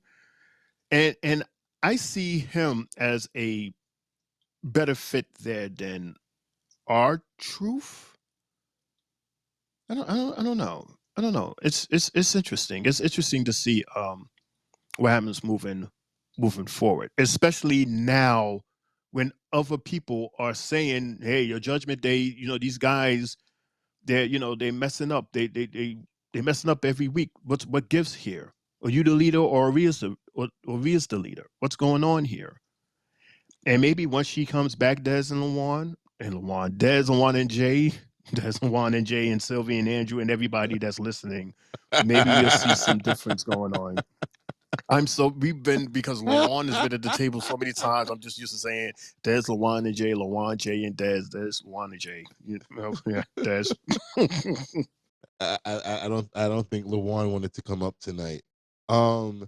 Jay, you want to answer that? I opened the floor to you too, bro. Can you repeat the question to me? I just want to hear it again. Oh shit. I didn't. That wasn't written down. That came off the top of my head. Oh, Oh wait. Okay, I don't even I was saying. remember. I got it. No, I got it. I got it. I got it. I was basically saying the treatment of Carlito with the Judgment Day. Is it the same way our truth was being treated without the comedy, or is it the same way as JD was being treated when he was trying to get into the Judgment Day, or is like Damien more receptive and like a little more like less intense when it comes to Carlito because he keeps giving him a chance after chance. But you saw what happened after this match where he had to take charge. uh, I would think with Priest, he just doesn't want anybody coming into the group. He's one who's like, look, if we original, we don't need to add nobody. Whether it's being JD McDonough, whether it's being R Truth, or even whether it's being Carlito. He seems to be that type of a guy. Like, look, it started with us three, us four. We don't need five, six, seven to fuck up our rhythm. You know, look at everything that's been going on since JD's been a part of it all. They don't win much. When JD came, he helped them win what, a couple of matches, but then it's been loss after loss after loss, or just some stupid bullshit that happens. Like, look at how he gets put with Braun Strowman tonight. You want to be the idiot to walk up to him and tell him like, well, hey, look, you crossed our locker room or whatever. Now I gotta fight you. Stupid. So the way I'm just seeing it is the fact that Priest is not giving two shits about who's trying to join, but he's just sending out fair warning. Like, if you could try to be a part of us, well then show me why you want to be a part of us. Don't just act it and then lose behind it or do some stupid shit. So yeah, this is the way I think about it all. And Priest is just trying, Priest just got to be out there continuously to show his leadership skills and just let him know, like, look, I don't trust you. I don't trust this one. I don't trust that one. I trust the others around me, but I ain't trusting you. You just got out of a beef, so stay away. All right. All right. So before we get into the next three segments, which was Alpha Academy dominant. I want to step away and go back to WWE rumors, reactions, and hot takes. And I want to get your reactions on a few things really quick. Is that okay, Jay? Is that okay, Shane? Is it okay? Si, senor. Si, Mm-hmm. senor. Si, senor. Mm-hmm. So I want your reaction on this. Mercedes Monet, aka Sasha Banks, stated, and I quote, "I'm the greatest women's wrestler of all time, 100%." What's your reaction to that, Shane and Jay?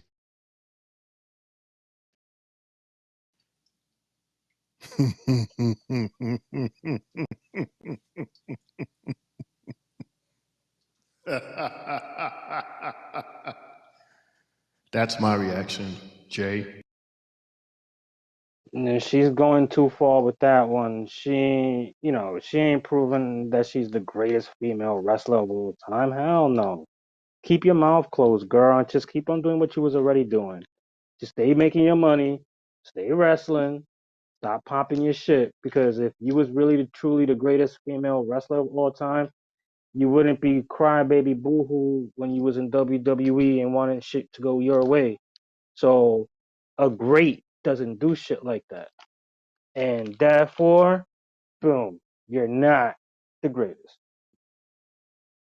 He said, boom. All right, now we're going to continue on with Miss Mercedes. She also had something to say about the quote unquote beef between WWE and AEW. She said that the perceived beef between the WWE and AEW is mostly from people on the internet, basically blaming the fans. Um, Now I'm gonna play a clip from her press conference from last night after she won the TBS championship at their pay-per-view, and let's see what she says. Really, ever since I got signed to AEW, but really for the past 2 years of not knowing where I was going to be, what was going to happen after leaving WWE, what was going to be next for me.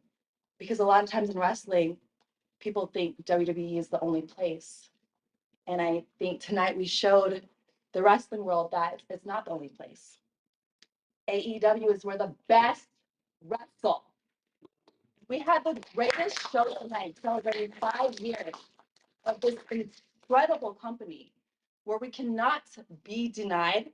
And we are just going to show wrestling fans around the world that this is the place to celebrate wrestling because this is the best place to be.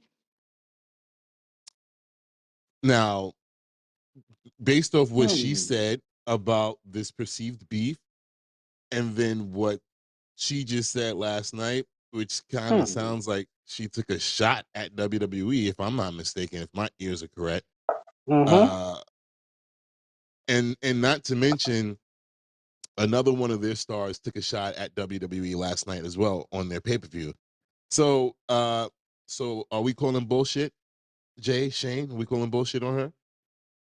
Big time bullshit because the way that shot sounded, the way you played it, all I heard was best and greatest. And there's only one person I could think about in WWE that calls herself either the best or the greatest, and that's the EST, Miss Bianca Belair. I hope that wasn't shots directly pointed at her, by being there, but it's bullshit. Yeah, oops, I'm sorry. Let me get out of here. Get out of here. Okay. Yeah, I agree. That was ridiculous. First of all, every wrestling fan and admirer knows that there's more than just WWE. Cut it out. Because if that was the case, we wouldn't have heard from you when you was in TNA. We wouldn't have known about New Japan. We wouldn't know about ECW and WCW and even AEW. You understand what I'm saying? Like we know all of these, these circuits are out there. And the reason why you was paid all this money is not because you're the greatest. It's because A, you're popular, and B, Tony was being shaded to WWE and was throwing big money at you like that, so WWE can say, "Screw it, you can have her, you can keep her. Good luck with her." That's what that was. And it sounds to me that you're just reading the script when you say, oh, AEW has the greatest, this, that, and the third, all out there. And I'm like, well, okay, well, seats and ass will tell a different story, but who am I? I'm just a WWE fan, Daz and Jay. And I just want to put some context on that. She was sitting right next to Tony Khan, by the way, and he was the first hand that you heard clapping when she said, this is where the best wrestle. So just a little context. She was sitting next to her boss, the man that paid her all that money. And not for nothing, he may have awesome superstars there, I said that. I said this, that he has a good show in his hands. He just don't know how to run it because he's using his emotion and his shade more than his brain to use the ultimate, to use his talent the best way possible so that you can have more ass and seats. It's all him that's running this company the way he's running it. That's why you see the results that you're having now. Because they're all good. They're all awesome. It's just him. Des. I'll say this. What I saw last night, a few things was just ridiculous. But one thing I did see that Vince fucked up on was the idea that we were heading towards that direction when during Edge's last run in WWE when he kept harkening back to the Brood, and he made it known that he wanted to bring Gangrel back, but Vince just didn't see it. Vince thought that nobody would remember, so I guess he pitched that idea to Tony, and Tony ran with it because last night Gangrel returned, and the fans went back shit crazy. I mean, yeah. Other than that, a lot of the stuff that I saw last night was utterly ridiculous and career shortening. But anyway, we are back on Raw, and we are backstage with one Chad Gable in the Alpha Academy. You in Saudi, man. I guess you couldn't make the trip, huh? I really could have used your help. All I could focus on was you, and then I lost the match. It was a rough one. You must have had a really good reason for not making the trip, huh? I'm sorry, coach. Oh, no. Don't apologize. I'm not mad. I'm just disappointed. Braun. Seen JD. What about you? Where are you, JD? Oh, look who it is. Goldilocks and her 3 brain cells. Now look, don't even think about going out there tonight, all right? This ain't a fashion show. And you would be Intercontinental Champion right now if it weren't for you. For some reason, out of the kindness of my heart, giving you a chance to redeem yourself against Big Bronson Reed. So don't screw it up. You're gonna beat him. Right? Right. No. Say it. Say it. No matter what. No dust. Let's go. Or taking a crap. That's what that looked like. It was taking a crap and was admiring the odor. Bruh. You stupid shit. This was so ridiculous. He Admiring the was like, odor. say it. He said, say it. Got all up in his grill. He said, say it. And it, what the hell is that? What is that? Release Come that on, part. Daz. Come on, Chet. Basking in the ambience, right? Basking in the ambience. That's the I wrong think, joint to be inhaling. say it. Oh, this? Yeah, okay. Say it. All right, so that leads us into.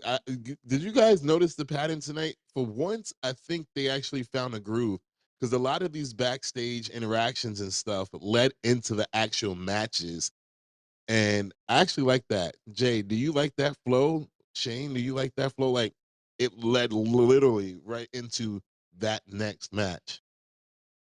Yeah, that shit was cool. That shit was definitely cool. Okay. Well, since I have your attention, Shane, go ahead and respond to that real quick, and then Jay, I'm gonna come back to you. All right. Quick fast, yes, I agree 100% that she keep this going because it's the flow, it's the momentum. It's like, since we on the topic, let's go to the ring, same topic. Yeah, I agree. Right. All right. So Jay, starting with you, my man. Otis versus Brunson Reed, two big meaty men slapping meat for match number 6.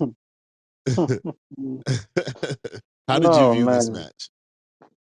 Well, for them to have it again with sort of like a redemption match for Otis to try to actually beat him this time, man, I was hoping that Otis would actually win this one. But we could easily see that Chad kept on distracting him every time he was trying to get him to do his little caterpillar stuff and get hyped up. And the distraction worked, and Bronson put the beats on him by hitting him with a tsunami. I mean, a super kick and a senton, and then a tsunami to end it. You know, Otis was trying, but you could clearly see he was just distracted. His mind is elsewhere with Chad, and he's clearly fucked up in the head. He needs to really just unleash the beast and just beat this guy's ass already, because the only way it's gonna work is if you actually, stand up for yourself already. Because you could have easily won this. You could have won this match against Bronson. All you're doing now is just giving Bronson you know, more wins against you. Now he's undefeated against you still. And when it comes to like title matches down the line, you're not getting one because this guy's beating you. So more momentum goes to Bronson. And you heard Bronson during the match. You cost me the IC title shot. Now you got two guys coming at you telling you the same shit. You cost me the IC title. That shit really fucks with his head, and when he explodes, he's gonna kick somebody's ass. So beware of the next version of Otis. And not for nothing, Jay. You would think that that would have been the reason for even Otis to, I guess, turn heel or to just go on like a rampage, because you have both Chad and Mr. Reed on your ass. So you don't have time to stand there and jiggle the jiggle and rip your shirt and try to do the worm, which Chad was, I actually agree with Chad when he was saying, don't do that. You got to stay focused. What are you doing? You got this man down. You go for your final move and you pin him. But no, you want to sit there, you want to showboat, you want to dance, and this is what he was talking about. So I give Chad credit for that. He could have won this match if he would have stuck with Bronson. If he would have stuck in there and did his moves and actually used that anger towards both of these guys to be his strength. Excuse me, that would have been his strength for him to win. But we see what happened, and once again, Mr. Big BR wins over Mr. Otis. And then a whole separate thing happened, as like it was almost like, yeah, we went from backstage to in the ring and then backstage in the ring. Is that what you want to call it? Yeah, so after the match, like I said, the next 3 segments was all Alpha Academy. This would be the 3rd segment. This is after the match. In front of everybody here. You didn't ask for that. Otis, I don't want to do this. What the hell? What is? He's taking off You his made belt. me do this. Oh my goodness. He's holding the belt in his hand. What? Now grab the rope. The hell's going on here, Cole? This is so uncomfortable to watch. I said grab the rope. I'm not lying. This I, type of punishment when I was laughing my ass off while this was happening. I'm like, this is fucking hilarious. Maybe I have a dark mind, but Otis is now walking towards the rope. You can't be grabbing the rope in this situation. He's walking towards the rope to stand there and grab the rope. You two, stand there and watch. This is what happens when you bring shame to the Alpha Academy. And Otis, just know, my friend, Otis assumes the position. me a lot more than it hurts you. This is why I was laughing. I'm like, this shit is fucking hilarious.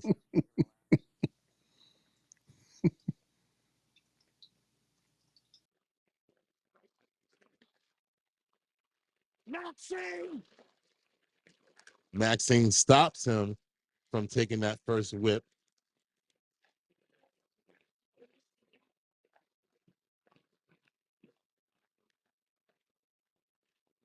What's the matter, Maxine, huh? Is this a little too much for you, huh? You gonna cry? Is it hurting your feelings? Why don't you do me a favor? Get the hell out of my ring right now! Go! Go! I said get out and don't come back! You, Tozawa, you got a problem with this, huh? You got something to say? Say it! I didn't think so! Now stand there and watch! Please. Thanks. That happened. Oh yeah. Sami Zayn. So Sami Zayn comes out. Sammy, unless you're out here to give me my rightful shot at that championship, I suggest you turn around right now. This is Alpha Academy business. Keep your mind out of it, buddy. Stay out of it. Sammy. Hey, this is your last chance. I'm telling you, don't take one more step.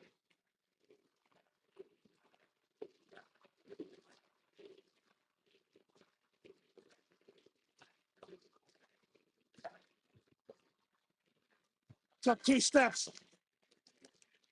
Sammy has entered the chat in the ring. What are you going to do, Chad, huh? You think you're pretty tough, huh? You're not. You are a weak little man.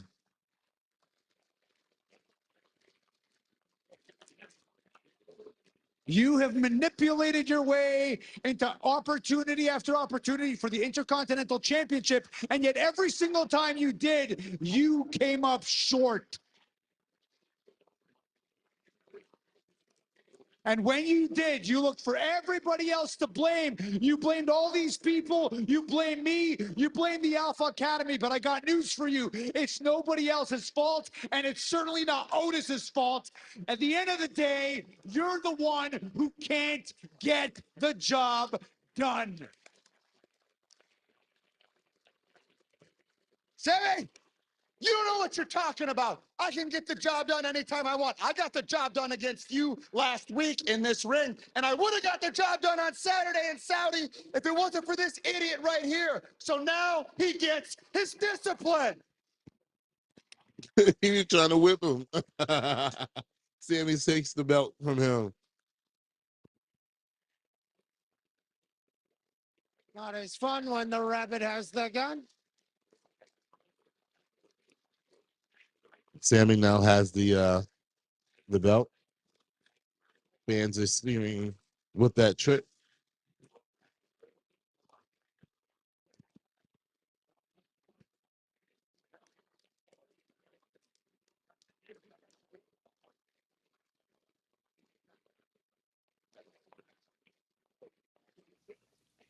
Wait, what's going on? The audio's low. What are you going to do, Otis? They were just staring There at you each go. other. You going to listen to him? Okay. You're going to listen to him? How much more are you going to listen to from this guy? How much more of his crap are you going to take? I told you last week, you got to stop listening to him. You got to start listening to them. Listen to them. Listen. You hear them.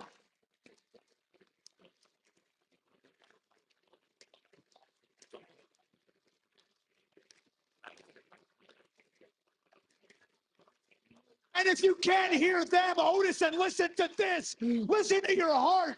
You know what the right thing to do. Oh man. So yeah, Chad Gable punched the shit out of Sami Zayn. He's attacking him now. The way Sammy went down is hilarious. So yeah, since there's no more speaking in this, eventually Otis pulls Sammy off of Chad, and he's like, "Yo, chill out, chill out." And then Chad gives Sammy a suplex, and he starts whipping his ass more. And Otis and Cesaro are just standing there watching. And then Chad grabs the Intercontinental Championship and he holds it up. So I guess LeJuan, he is not being taken out of the IC Championship story just yet. It's just continuing. Shay and then Jay, what are your thoughts on this entire segment, 3-part segment situation? Even though we already talked about the match, but this promo after the match, what are your thoughts on that? Like I said, besides that whole belt and holding the rope stains, which was like uncomfortable. Meanwhile, it was funny to you, Mr. Dark Angel. But yeah, all in all, like to have all 3 segments like that put together, I thought that was pretty cool. It was pretty cool. And once again, they got us at the edge as to whether, Otis is going to finally do something to Chad, or is he just going to keep taking all of this abuse from him, all 3 of them. Like, what is it that he has, that the stronghold on all 3 of them? I mean, there has to be something. It has to be, I don't know. Like, I guess a bubble is going to burst, and eventually they're going to get it, and they're just going to be like sick and tired of it. So I guess we'll have to wait a while for that to happen. Meanwhile, it's just going to keep on building up, building up. And then that gives a reason for Sammy to come in and try to stick up and try to speak for, the Alpha Academy against Chad. So we'll see what happens, Des and Jay. We'll see. With this, I don't know. It was just weird, to see the way that he takes his belt off and he was ready just to whoop ass on Otis. Like, oh, come on. Like Shane said, it was a little bit too uncomfortable at one point, because he was gonna just whip him like that. And I was like, you know what? You see the fact that Sammy was like, look, stop listening to him and listen to them, and you hear the crowd roar. I'm just like, huh. More or less, Otis is just really stuck in a bad position, and I wouldn't be too surprised if Otis gets thrown into this some way somehow, as far as being getting a title shot with this IC title and causing Gable even more anger inside, because the only way he can let go of all his anger is just by getting them in the ring 1-on-1. But I could see definitely a triple threat looming eventually.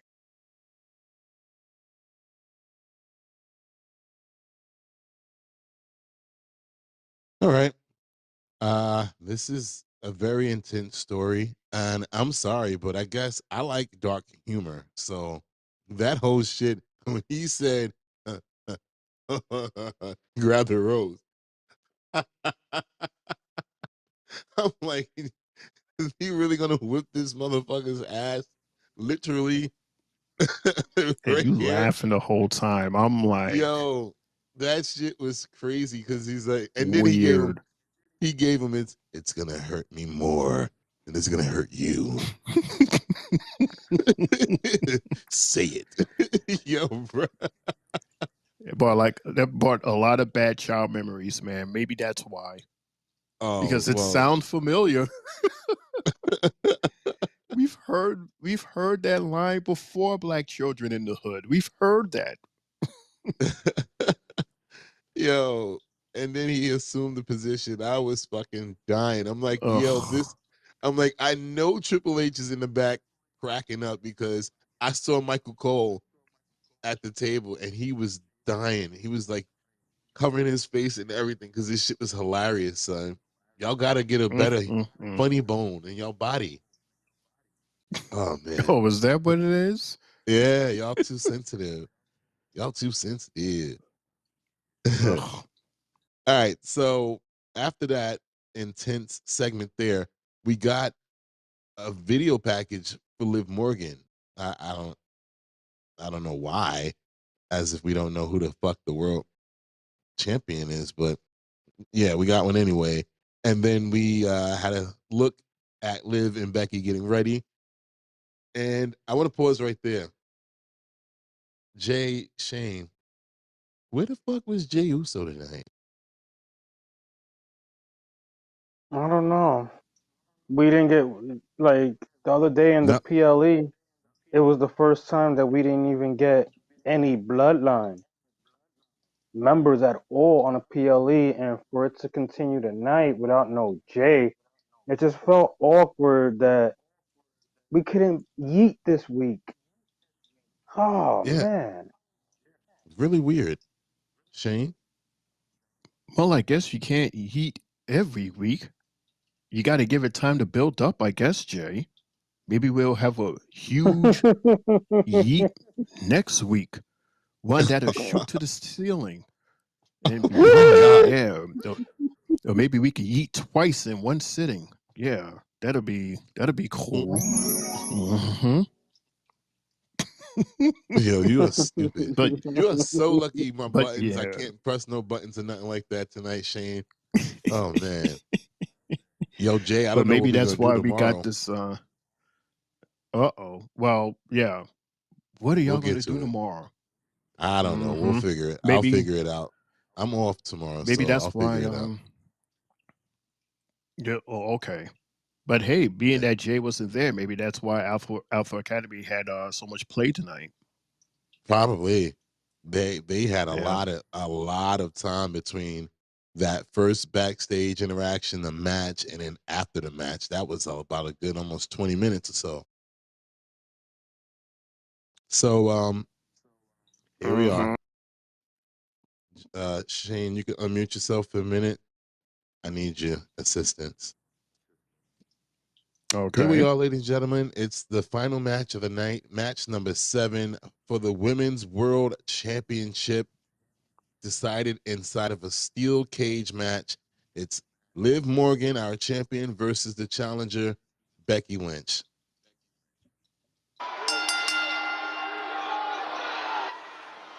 Shane, since you're off mute, you can give me your thoughts, and then Jay afterwards. Oh, so we're not going to talk about the backstage with Shayna and Evil Gina and Sonya Deville and these two chicks that Jay may know. I forgot. I'm sorry. I didn't even write that down. My bad. By all means, we can. And those two chicks are the what you call it, the girls from SmackDown. You used to love their entrance, like that whole devilish looking type situation. Oh, is that who they were? Oh, Yeah. oh, All right. So yeah, oh. that I mean, I don't have that I mean, that segment's the only segment that I could not find on the internet. So you mm, just paint the whole picture for us and then move on. And Jay, you can comment on it as well if you want. yeah, it's basically once again Sonya trying to have a conversation with these two, and Shayna's like she's not having it. Evil Gina is more open to having this conversation, which according to Jay, it seems like they already had one without Shayna earlier. And then out of nowhere, these two girls they come out and they basically call out Shayna and Evil Gina. And I have a feeling that there's going to be a match between them four coming up soon. And when the girls walked away, Sonya stands between Shayna and Gina. We call her Eva Gina, but her name is Zoe Starks, everyone, because she looks like Gina from Martin. You when you see the pictures, you'll probably agree. But yeah, the way Sonya stood between them, it looked to me as if Sonya was trying to step in almost like as a manager for them or something like that. And again, the question goes, Jay and Dez, why does Sonya Deville care? Out of nowhere, she comes back, and the first two people she talks to is Shayna and Zoe. Why? Why are they two on your radar? Why is it so important for you to talk to them? And what is it that you could do for them? Or what is it that they can do for you? Because we all know you, Sonya. We all know that it's about you and you advancing or you getting what you want. So again, this segment asks that question. What do you want?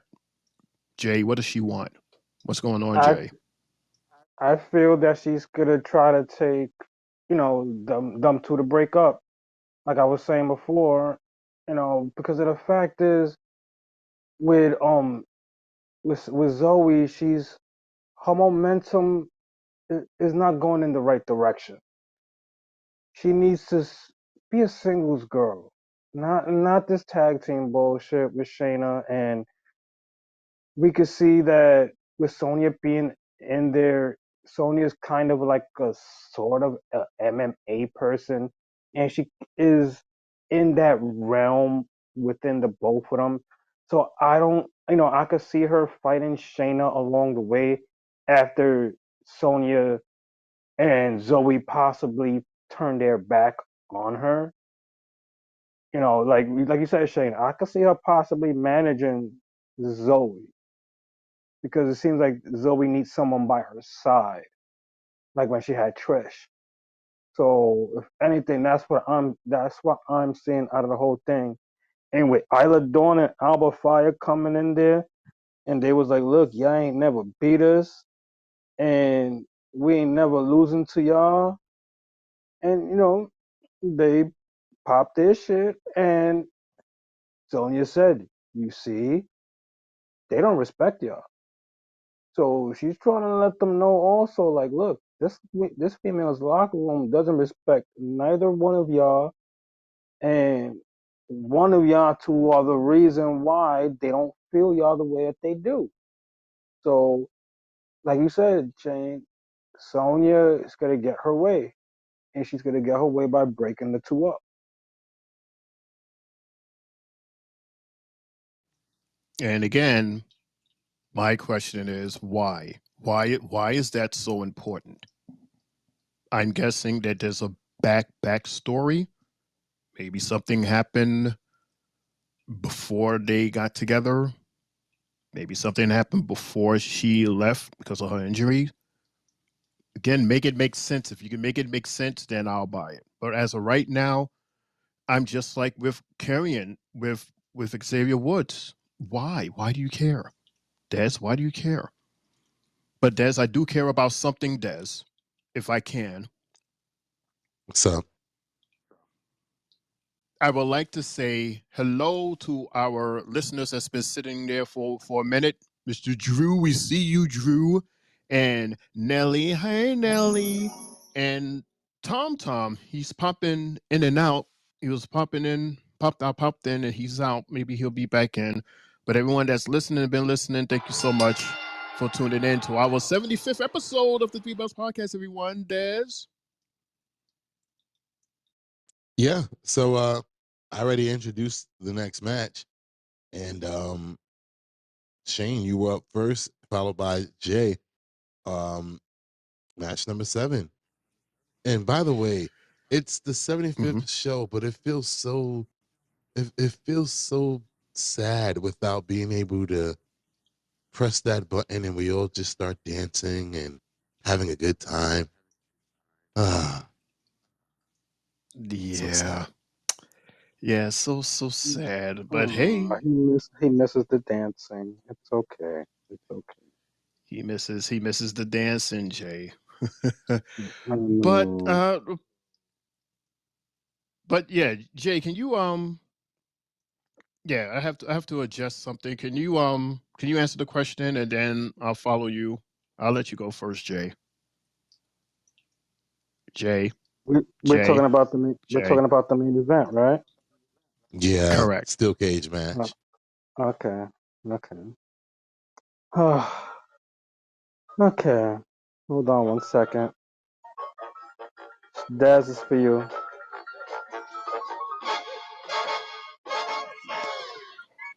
Hey. Hey. Hey. Ah. Word. Hey. mm. Come Mm-hmm. on, Daz. Come on, Daz. Mm-hmm. Des, where you No, at? I'm sorry. This Using is the not. This bathroom? is no. I'm just sitting here listening to y'all and this. I'm sorry, guys. It's not. No, Come on, It's not the Daz. same. it's not the same. It does. It's not even hitting right in my ears because the sound's going in and You. out every time you guys talk. The Uh, sound goes away. Ay, I'm sorry, Jay. clown. You tried it. You tried, Jay. I would it's give you. right. I'm gonna give you 3 bells for that. Ding, ding, ding, You ding. try. Yeah, you tried, bro. I'm sorry. Yeah, I guess the transistor radio wasn't working well for him. What? He tried. Thanks, Jay. Oh, well, this match, as they said, featured a two-time champion versus a seven-time champion, and one making her debut in a steel cage. Hmm. What I was seeing, like, Liv was trying, throwing her head against the cage, dropped over the apron when Becky hits her body entirely against the cage. And then Becky decides to want to bang her head up on it too. You know, it didn't have too much oomph in this steel Wait, cage. You know, Jay. what? Jay, What? wait, hold on. They don't want me. I need clarification on what you said because what you're saying is you're making it sound like they just randomly bang their own heads into the cage. Did they bang the opposite person's head into the cage? Because I was confused just Yes, now. yes, they did. Yes, they did. I Oh, wasn't, I just wasn't too overwhelmed with this match. It didn't have that main event feeling to me. You know, Liv did her code breaker, and they were both on top of the cage. And at one point, when Becky drops her down, Liv all of a sudden caught some super boost and jumped back up and brought her down, and it looked like Becky tried to throw her leg a little bit down slowly so she could grab her and pull her down or whatnot to stop her. It could have been a better steel cage match in my opinion. And the fact that Dom was down there interfering in the match and Finn and JD were like, yo, bro, you better take care of this. And then you hear Braun Strowman coming out, runs around the whole shit and beats the ass. But then when he gets to Dom, he hits Dom right into Becky when the door closes, causing Becky to lose. Oh shit. If this is the way, Becky's gonna lose, wow. And Becky did lose. So the way Liv won walking out the cage, you're like, uh-oh. Dom, you done did this shit again, boy. You can't stop it, bro. And then, I don't want to say what happened after the match, but that'll be on you guys. That'll be on you, Des.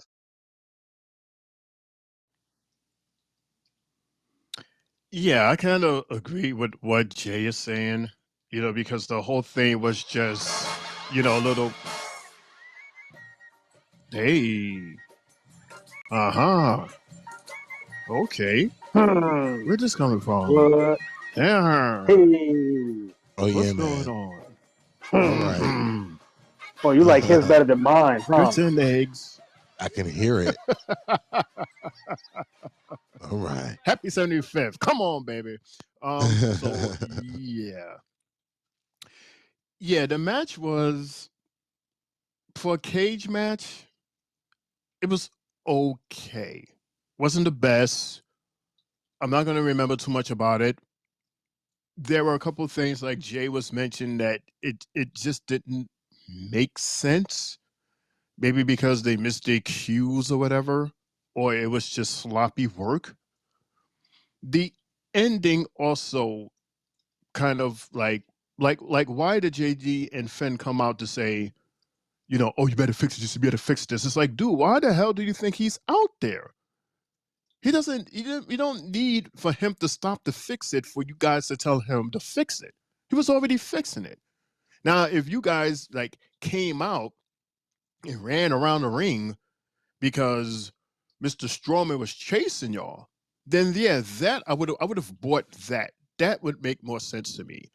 And then you two running past Dom, and then Strowman bumps into Dom, which caused him to close the gate on Becky.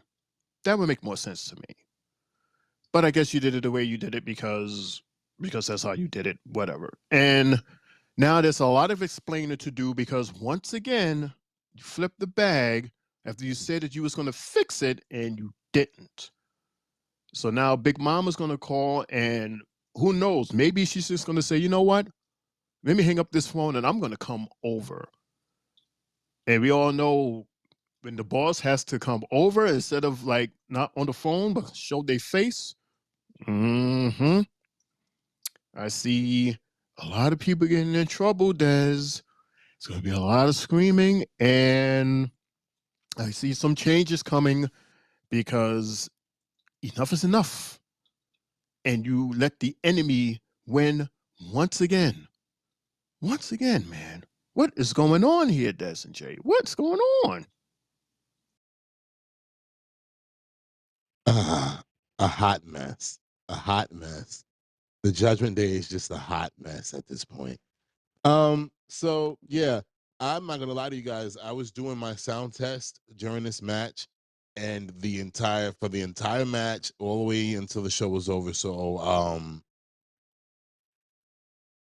I didn't see this, but apparently when the show was going off the air, um Liv Morgan was in the owl area between the Titantron and the ring and decided to give a big old sloppy kiss to Dominic that lasted a few good seconds. So, and then the show went off the air after that. So that is something to really, really look at and just be like, well, goddamn, now what? Because is she hitting the whole team besides Damien? Like, we don't really know what JD said to her. We don't know what's going on between her and Dominic because regardless, I don't believe what they say. And then now we're getting this. Uh, it's just baffling to me. Jay, what do you think? Shane, what do you think? Like, what the hell's going on here? Liv is using poor Dom Dom. We've kind of been seeing this already maturing. You could say since Rhea's been out. When Dom came out the locker room, she came out the locker room. It's slowly brewing. And with JD, I don't know. JD probably did tell her that, but maybe him and Dom are leaning towards having a new mommy since mommy's gone. Step mommy. Step Mommy? mommy? That Step was funny. mommy? Yo, that was a good one. Mine's all I had was mommy. You said step mommy. I like that. He said Stopping her step down. mommy. I Matter wonder of how fact, Dom's why does wifey. I wonder how Dom's wifey feels about it.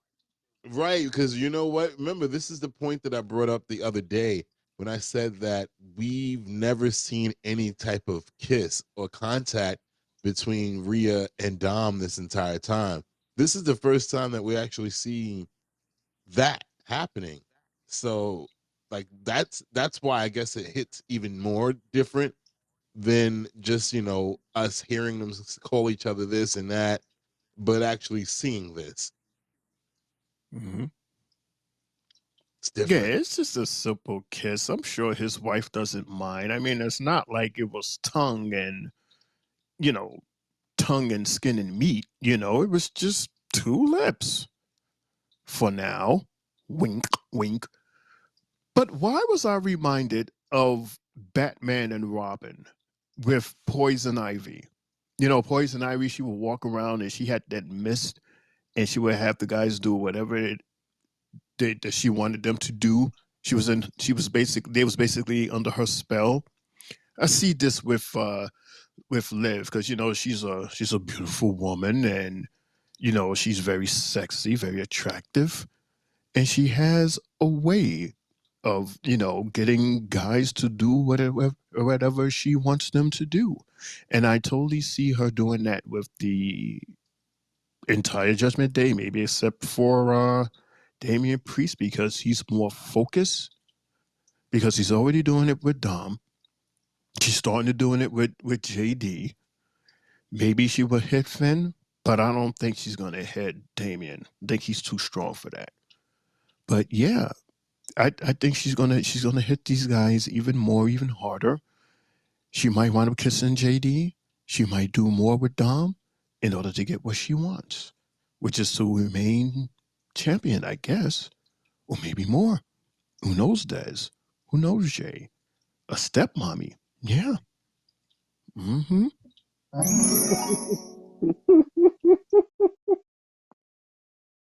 Oh shit. Now did she also utter the same words that Cody uttered to Roman, basically saying that I'm gonna take everything away from you? Did she say that to Rhea too? Jay, I since you're don't remember. unmuted. I Okay. don't remember. I'm just here trying to think. I don't remember that. Yeah, I'm trying to think of what her promos, but I can see her saying that. But you know what's So crazy? But you know what's crazy? This all started with that one shot that Liv did to her backstage when Dom was back there with her. That right there, that shot. I still see that shot that happened. Like literally, you ran it through, right through her, and Dom was like, "Oh, are you okay? Are you okay? Please, y'all set that shit up. We know what you're doing, Dom. Come on now. Don't play dumb as they call you. We know what. Come on, bro. Latino he. You know what you're doing. He's smooth with it right now. He's a smooth criminal. Trust me. Remember, Dom been in jail, so son's a smooth ass criminal right now. So you think so so so you thinking that Dom is going to leave Rhea for Liv Morgan, Right, basically. right. Yes. Yeah. But why leave Rhea though? Like, why would you leave her over Liv Morgan? That's a good Like, question, but it seems like he wants mm-hmm. to just be around those who are champions. So if she got the belt, might as well say he's gonna follow coattail because his regular mommy ain't there, so he needs a sugar substitute. He has to lower down to now a Splenda instead of a Domino sugar. So he's going light with it. That's what I see with all of that and Dom. But Dom's real slick, and like we've been talking about it. Dom's been slowly masterminding a lot of shit after Rhea, before Rhea left and after she left. And look at all the shit he's causing. This is different. I'm liking what I'm seeing. Son is just too sneaky. So you think that maybe Liv would help him be the leader of Judgment Day or a leader of a new faction? Maybe, I- maybe, Is that the unless it's just attraction? either that or it's just gonna be them two sailing off into doing something. because everything that Dom has been trying with his Latin friends hasn't worked. But this worked with Liv. This actually worked, and he's helped her win on 2 occasions. So he's in this situation where things are looking up for him. Once he gets out that arm brace, shit, we're not gonna know when he's really out of it. He's gonna just probably pop that shit right off and do something to make Liv win again. Like, here you go, here, use my brace, win the match, type shit. I'm slowly liking him more and more because we're seeing different sides of him, and this is all but a new side because now he got Little Liv. And you're right with the poison ivy Interesting. shit. You're right with the poison ivy shit though. She feels like one of those. I could just poison you, and you could be like, okay, fine. Here goes my bandana. Here, you can have it. Let me just fall back. Yeah. Let me just fall back as I close the door after you just kissed me like a teenager.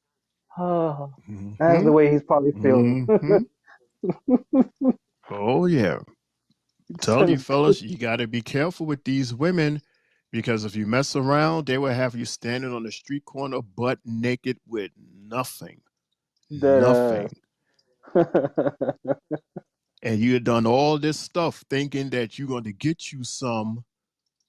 What's that word? What is that word that they refer a guy to that does a whole bunch of stuff for women because they think that they're going to get some, but at the end they get played. Yes, a simp. That's what that's called. Mm-hmm. Good old simping. So Yeah. so we are what I would assume would be if we're following the China and Eddie Guerrero story. We're at the part where China finds out that Eddie was cheating on her. Remember the whole shower segment and hmm what was it, GTV back in the day, the with all the hidden cameras everywhere. Matter of fact, now that I think about that, they do that on NXT too. Now that I think about it, but yeah. So now let's see how this plays out because it's being played out on TV where Rhea can see it at home versus where China found out in the middle of the ring with Eddie. So this is interesting how this is going to play Mm-hmm. out. Now, and not to mention, like, Dom has the capability of being. All right, let me slow down. Hold on. This is how the WWE can flip Rhea from being a heel to a babyface without her even being there by using Dom to continue to be even more heelish and turning on her. Y'all feel me? hmm Because she Or because make she it was already seem because she was already getting make it babyface reactions from the crowd, but still being mm-hmm. heelish because she's a part of Judgment Day.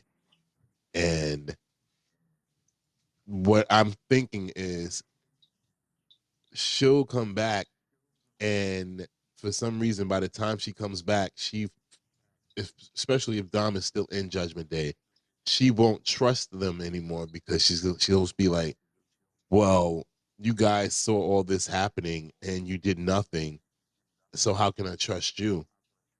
And not to mention all the BS that's been going on with them since she left. It's like, why would I even come back into this situation? And now she's a loner, but she's the face, but she's going through hell now because Liv is still the champion. Liv got her man, and it's just gonna be one hell of a build up until Rhea reclaims her throne at the top of the division. This is all coming off the top of my head, by the way. It's good. It's a good story. It's a good story. Plan B though. Always that goddamn plan B. Mm-hmm. That angle didn't expect or even pictured. But it seems to me that Dom is playing it, and this is what I like about him. He's playing it in a way where it can go either or, minus that kiss. Because even with that kiss, no, let's talk about that kiss, because he can say, "I didn't kiss her. She kissed me. Right. You saw it. She kissed me." Right. And in terms of the whole fence gate thing, I didn't close the gate. Strowman bumped into me, and I bumped into the gate. Like everything that he is doing, it can be either or. You can say, "Yeah, you did this. You did this so that she can win," and you will say, "Well, no, that wasn't what happened." And whatever he says, it could be basically the truth. So he's being real careful as to what he's doing, because everything that he's doing can be either for her, for Liv, or for Rhea. And it's very interesting. Very And interesting, Des. my thoughts as far as like what I said on Saturday, I feel like that's Seth's next opponent, Dom. Because by the time Seth comes back, CM Punk is gonna be feuding with Drew McIntyre, and you know, there's not much. I don't think there would be much else for him. But why not stick up for the honor of your wife, who she's by herself?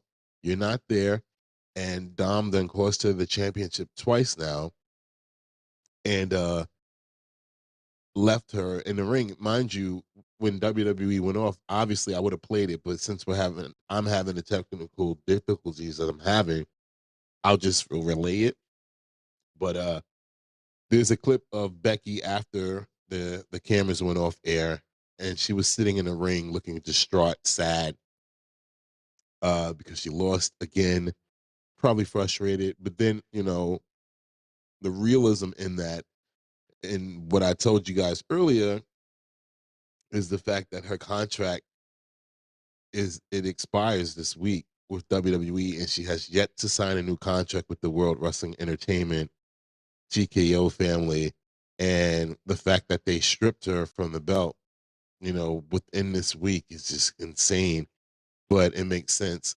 You wouldn't want to have a negotiation with a talent that is currently the champion, or you'll be in the quagmire that Vince was in with CM Punk a few years ago when he won the title and then, you know, he bounced. And then we got all that stuff with him with the championship and refrigerators and stuff and all that other good stuff until Triple H brought him back. But yeah, this is interesting. That's pretty much it. That is the end of Monday Night Raw, to be honest with you guys. And I have some more rumors and reactions. I don't have any more Did You Knows. Actually, I guess you can qualify it as half and half. But before we do that, though, I want to completely close out on Raw. So Shane and then Triple J. Actually, no, Shane, myself, and then Triple J. I want to get your um, favorite match and moment of the night, and then we can close out Monday Night Raw and have our little free talk, and then close out the show, the 75th show, completely. My match of the night was Ricochet versus Dragunov. They complemented each other very well. Ricochet was pretty good considering that even though he was cleared to fight, he still was a little injured, and Dragunov, like, I guess he focused on that, and they just gave one hell of a performance. I really enjoyed that match. So that's my match. And my motor of the night, once again, is Mr. Breaker. Braun Breaker coming out there and just breaking and folding people in half, including Ricochet and Dragunov. So that, folks, is my match, the moment of the night. And you know what's crazy? First and foremost, I do apologize for my changing the changing of the sound of my voice. I don't know. Tomorrow must be a nice day coming up because my allergies all of a sudden has me sounding pretty kind of weird. But you can you hear it? Yeah, I can hear it. Yeah, I don't know. I didn't start the show Yeah, sounding like this, but all of a sudden, yeah. So my allergies, tomorrow's gonna be a hell of a day. I can feel it already. But yeah. This is what you yeah, sound like. Like you sound clear, but then now you sound like this. I know. Yeah, this is I can hear it. Mundo. Yeah, I hear it in my ears too. It's a congested type of sound. That's my allergies. But Nah, you're anyway, fine. Shane O'Mac, believe it or not, Shane, I agree with you 100% on the match and moment of the night because that's exactly what I put down as my match and moment of the night. So I agree with you 100%. I don't know if that ever happened before where we completely agreed on those things, but tonight it is happening on the 75th episode. I agree with Shane Woo! 100%. And because it's 100%, there you go. Jay? My match of the night also goes to Ilya Dragunov versus Ricochet, just because of the fact is we got the speed of Ricochet against the power and brute force of Ilya, the main event Dragunov. They both, it was just great all around between the two, and I love to see fights like that where it keeps me on my feet and just oohing and eyeing throughout the whole thing.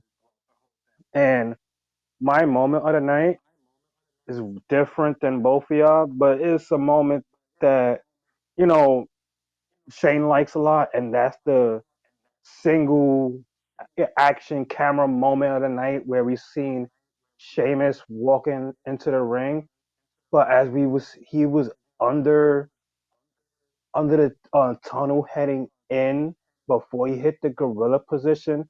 It looked as if Alexa Bliss was there in the background, and it led to rumors being of that on Twitter. So to me, that was a great shot that we got coming into the ring with Sheamus. So that's my moment and my match of the night, fellas.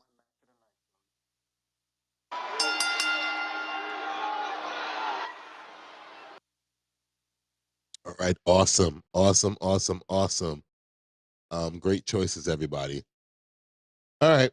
I have a did you know? You guys ready? Did you know? Man, it feels so weird not having any music to go with that. But anyway, did you guys know? And you guys are gonna laugh at the person that's a part of this. Did you know? But Natalia has revealed that she'd be interested in main eventing WrestleMania against WWE NXT Women's Champion Roxanne Perez in the future. She states that she felt that she had instant chemistry with Perez during their NXT match in April and has had Perez train with her in the dungeon. Did you know that, Jay? Did you know that, Shane? Did you know? I did not know that shit. This is news to me. That sounds cool. Natty's always Natty knows what she's doing. She's a smart person, and we as fans of wrestling would like to see something like that happen. So, good shit. Thanks. Yeah, I didn't know that either. And it would be interesting to see them too. I think Lyra will bring out the ultimate best out of Natty. I wouldn't mind seeing that. Uh, Shane? What?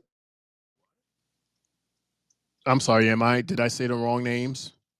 Yeah, you said Lyra. I didn't mention Lyra. Who you said? Oh, Roxanne oh God. Perez is yeah. Roxanne.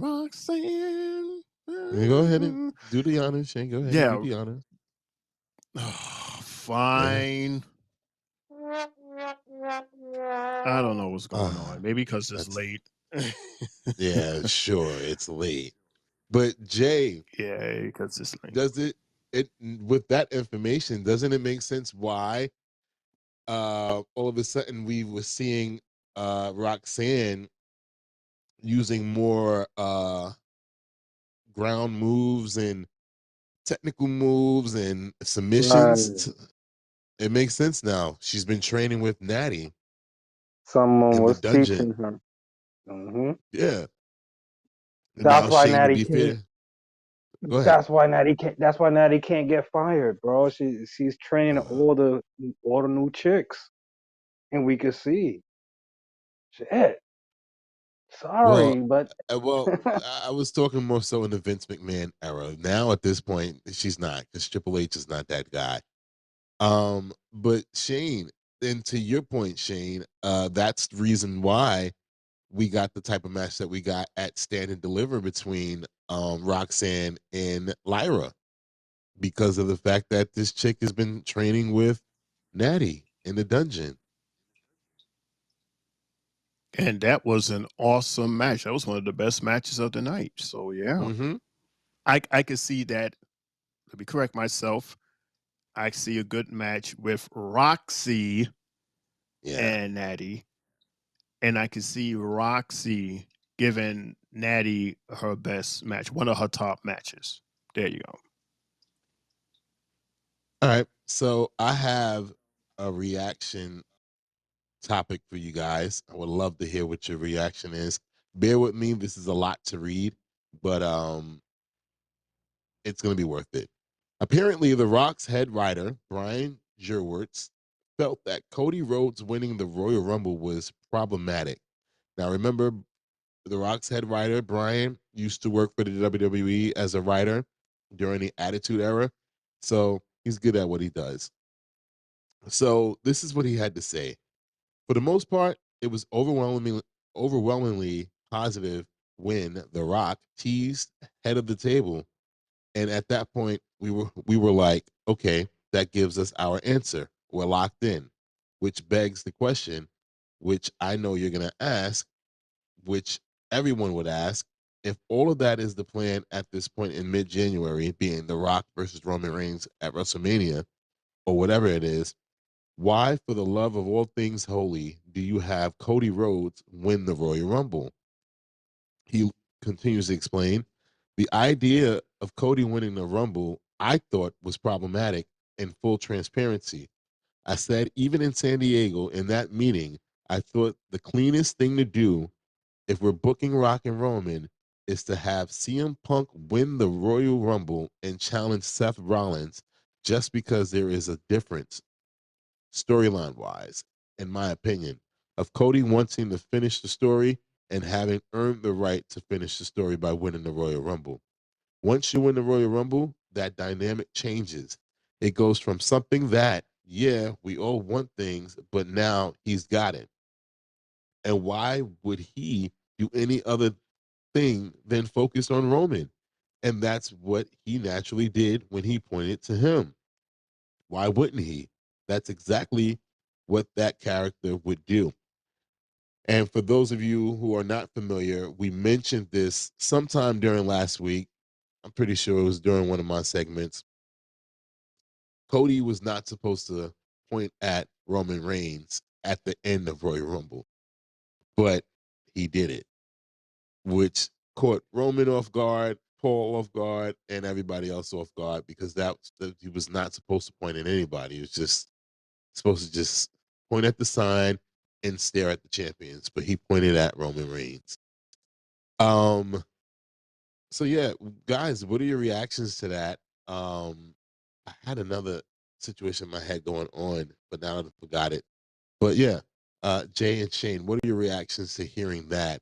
Matter of fact, here's what the other part I wanted to add to that. Knowing what we know now, the fact that Punk ended up getting hurt in that same match, it would have just threw everything off by him winning because then the next night they would have been like, oh, he's hurt, so I guess they would have did what a fatal four way of the last few people who won, like all of this together. What are your thoughts, Jay, Shane? it's wow, it's a lot to digest. You know, I'm gonna just think of it as, yeah, if CM Punk really never got hurt, then I would think they would have gone with those original plans with him and Seth, and or whatnot. Because, out of the Cody points and awkwardly just says, yeah, Roman again, part two. So I just think that mm, it is what it is. It happened. But damn, if there was a different way to it, would it have been better than what we got when Mania happened? Because look at all the stuff that happened. We had all the legends in the ring. Would that same situation had happened if it was, the other way around and other people in other matches? That's what makes me think also.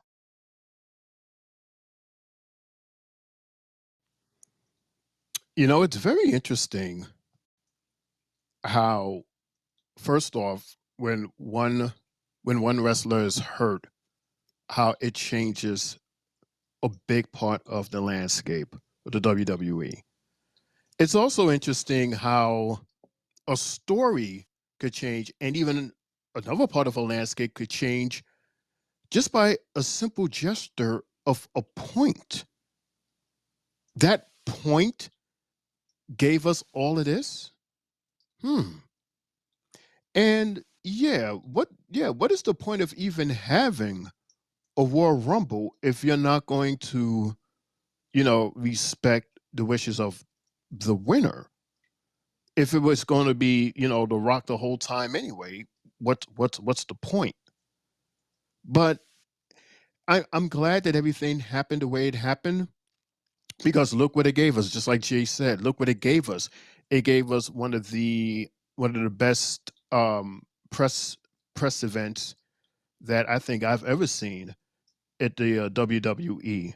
Whoever wrote that should get like an Emmy. The way they came up with that, because we was very upset with what was going on, but then that press conference just like totally changed everything. It changed everything, and it gave us one of the best manias. So again, would we have had that type of mania if it was down to CM Punk versus Seth for that title, The Rock versus Roman Reigns for the seat at the table, even though The Rock is already at a table that's more realistic and more big than Roman Reigns' tribal chief table. So I like everything that happened, which leads us to right here, being that, how you call it, being that Cody is our champion and Damian Priest is our world champion. Because if things were different, would these two guys be our champions right now as we speak? Dez. That's good. And not to mention, we would have never got the heel Rock that we haven't seen in 20 years.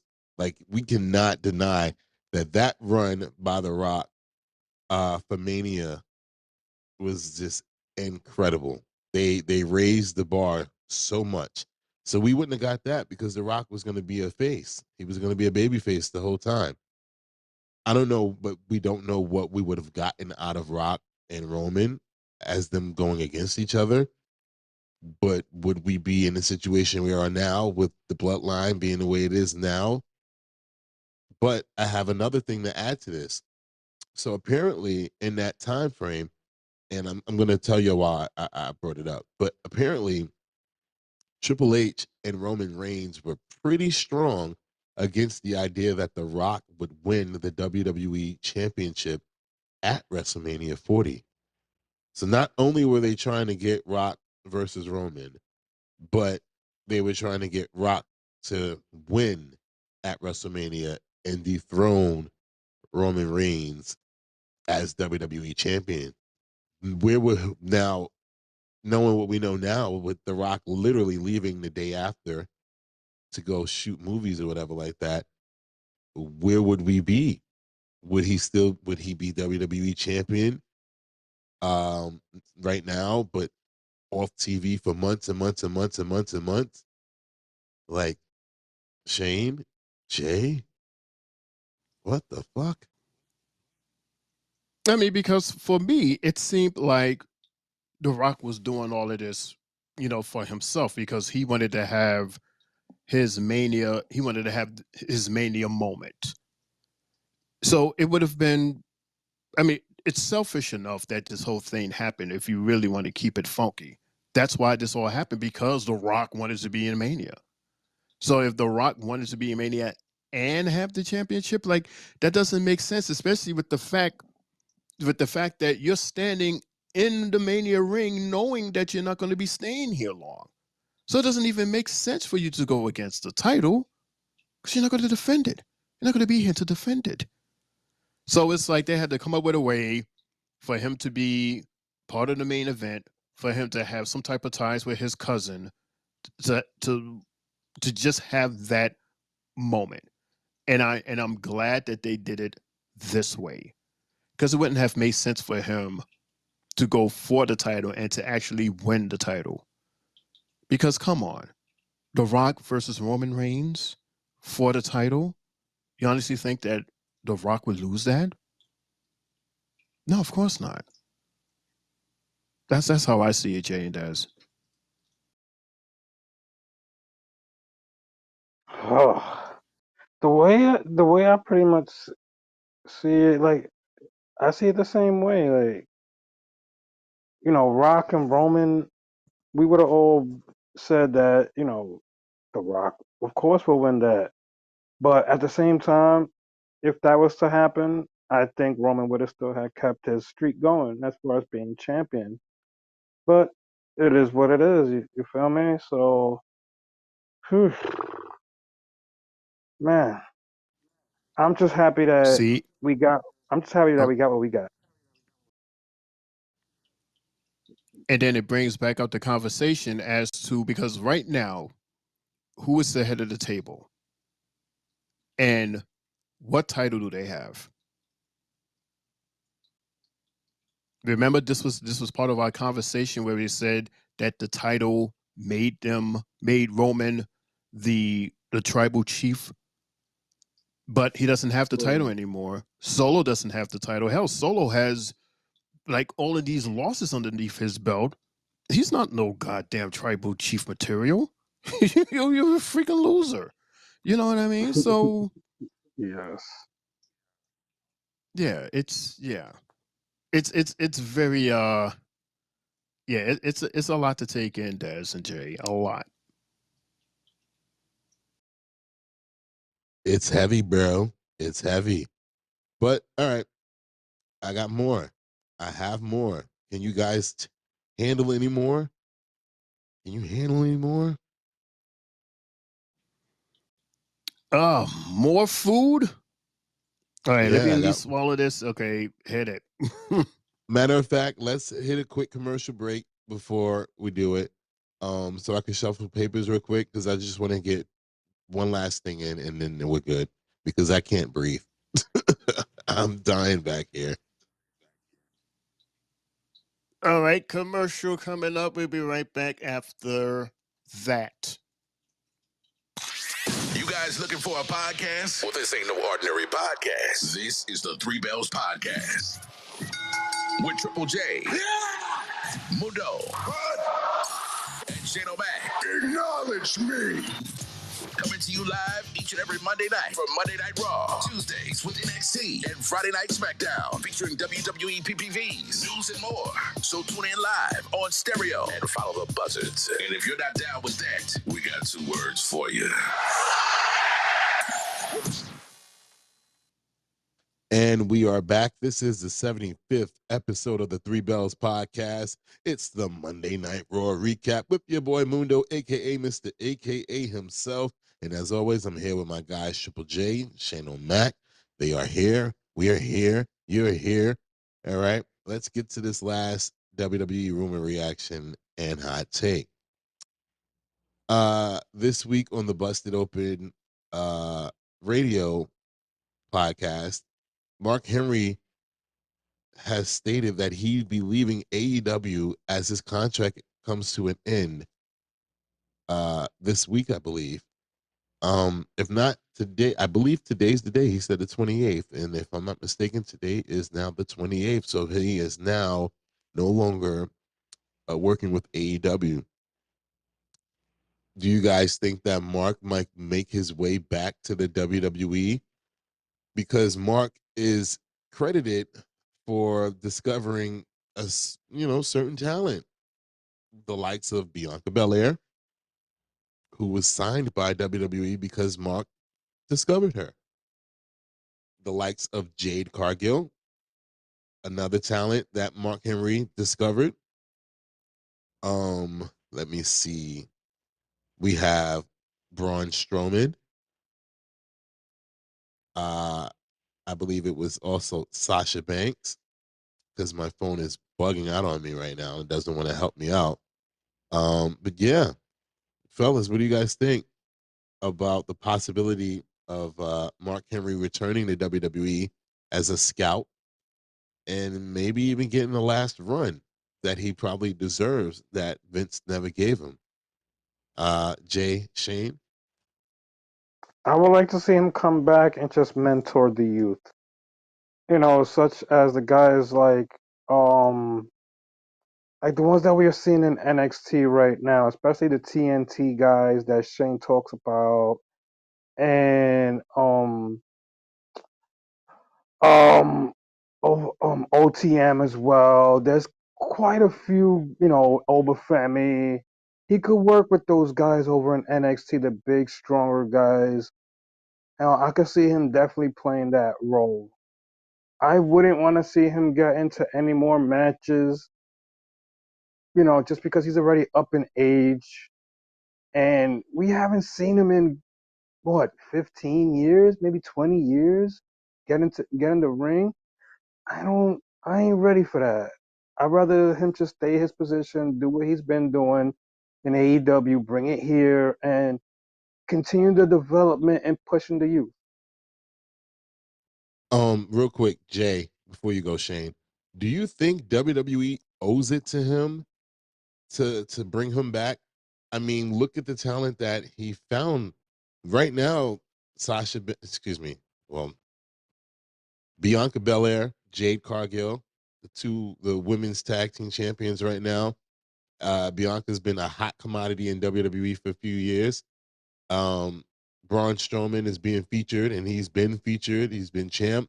Like, do they owe it to him? And not to mention, I mean, that's Triple H's boy, and everybody else is there. Like, should they just bring him back and put him back to work? Like you said, I think he would be probably great on NXT with Yeah, Sean. yeah. If they bring back William Regal, might as well. William Regal's in a role like that right now. I don't mind Mark Henry coming back and being in a role that best suits him. Yeah, I'm Can you for it. can you imagine though, like if they just happen to have him come out, that pop that he would get the moment his song hits? Are you serious? What? He I deserves it. was I would say his pop won't be as strong, but it will be a nice pop to hear because he hasn't shown face in so long. A lot of the newer generation will be like, "Who the fuck is this?" Meanwhile, us at home will be like, "Oh shit, the world's strongest man is back." I And ain't mean, somebody and look, you know what was kind of a reference last week in NXT towards Mark Henry when Thea Hale did her body slam and Vic the world Joseph said that was the world's the world smallest body slam. yeah, the world's smallest slam, yeah. But I was about to say that. I'm like, they've been using his move. The big guys hmm have been using it, and Michael Cole has been outright saying it, the world's strongest slam. So, hmm and I think he would be an asset working with the big guys too, honestly. True, Because true. I know, like Undertaker, he loves working with the bigger dudes because that's who he is. And yeah, Jay, not Jay, Shane, your thoughts on this, my man? I mean, yeah, to echo everything that you two guys said, and dude, just come back home. Like stop playing around. You know you got to come back home. It's because of you that you're one of the major reasons why WWE is where it is today. You're one of the reasons why we love this thing. And you know you love it too. That's why you didn't totally leave. You went to AEW because it was somewhat like it. Now to the fact that you're leaving AEW, well, right now you're gone. So why not come back? Why not come back to the people that you discovered? Why not come back to the position where you can discover even more great talent? Can you imagine the talent that you can bring now, especially with the talent that you have rung in, which are like top tier superstars, main event superstars, champion superstars? You need to come back home, dude. Stop playing. Des and Jay?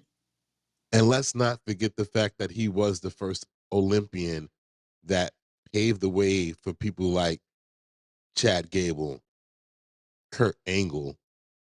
Like, he was the first one. He was the first one that came to WWF and wearing the red, white, and blue and all that good stuff. That was Mark Henry. He's been with WWF, the WWE, for since the 90s. So he belongs here. And I agree. I echo y'all sentiments as well. All right. Last thing, and I'm done. I just want to give you guys the top selling t-shirts because I do this pretty often now. On the WWE shop as of yesterday, May 27th, I'll start with number 10, Jey Uso's Yeet in white. Cody Rhodes' fire logo at number 9. Number 8 is Cody Rhodes camo. Number 7 is Liv Morgan's Revenge Tour. Number 6, CM Punk's return shirt. Number 5, The Rock's Final Boss shirt. Wow, look at this. At number 4, Stone Cold Steve Austin's 316 shirt. At number 4 in 2024. Wow. That is Wow. incredible, right? Number 4, and Wow. Number most of these people, 4. these people don't even know who he is. That's like people talking about Michael Jordan. You don't even know him. He retired before you was even born. Like, what? Number 4? But wearing his They, sneakers. Yeah. right. Number 3, Randy Orton, Strike First. Number 2, Mhm. all right, real quick. Shane, since you're off mute, and then Jay, unmute yourself. Who do y'all think number 2 and number 1 are?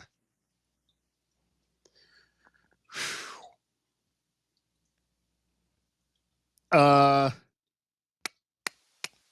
damn. Maybe Damian Priest and Drew McIntyre? That's your 1 and 2. Who's 2 and who's 1? I would say Priest is 2 and Drew's 1. Priest is 2 and Drew is 1? Jay? I'm just guessing off my head.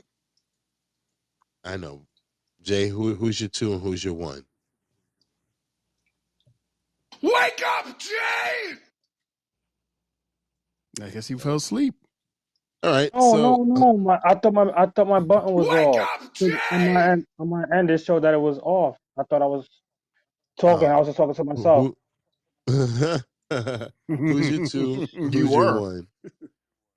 My 2, I'm gonna go CM Punk, and 1, I'm going Drew McIntyre.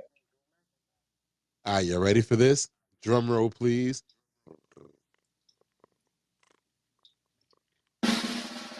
Oh, you got it.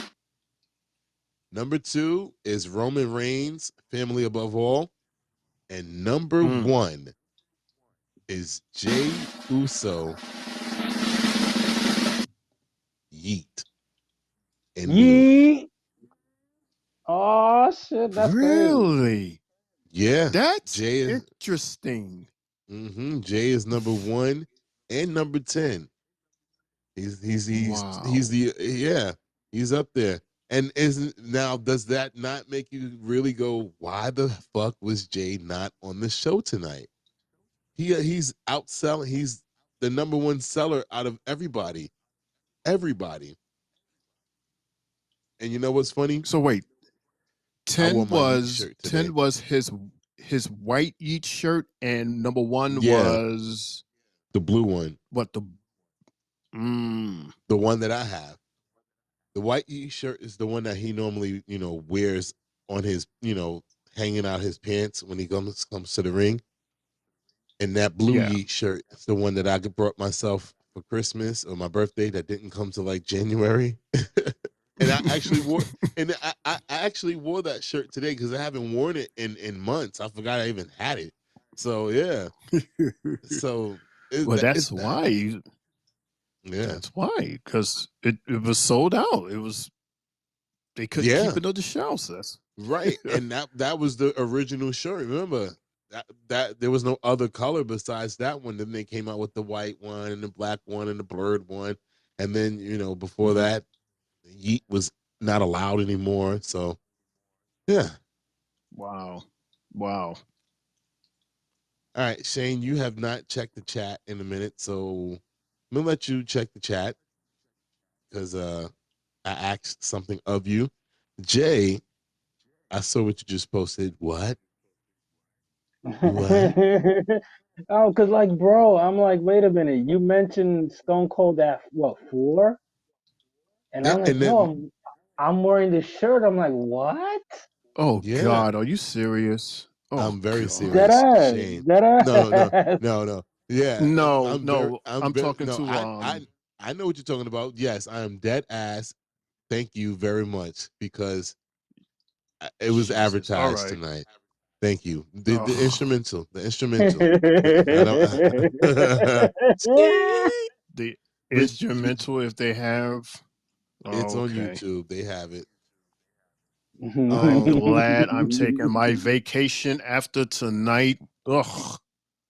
Oh Ladies and wow! gentlemen, we just heard it first. Breaking news. Ooh, oh shit. Breaking news. Shane is taking vacation. A much well-deserved vacation starting tomorrow. Wow. Jay, what are we gonna do? Yeah.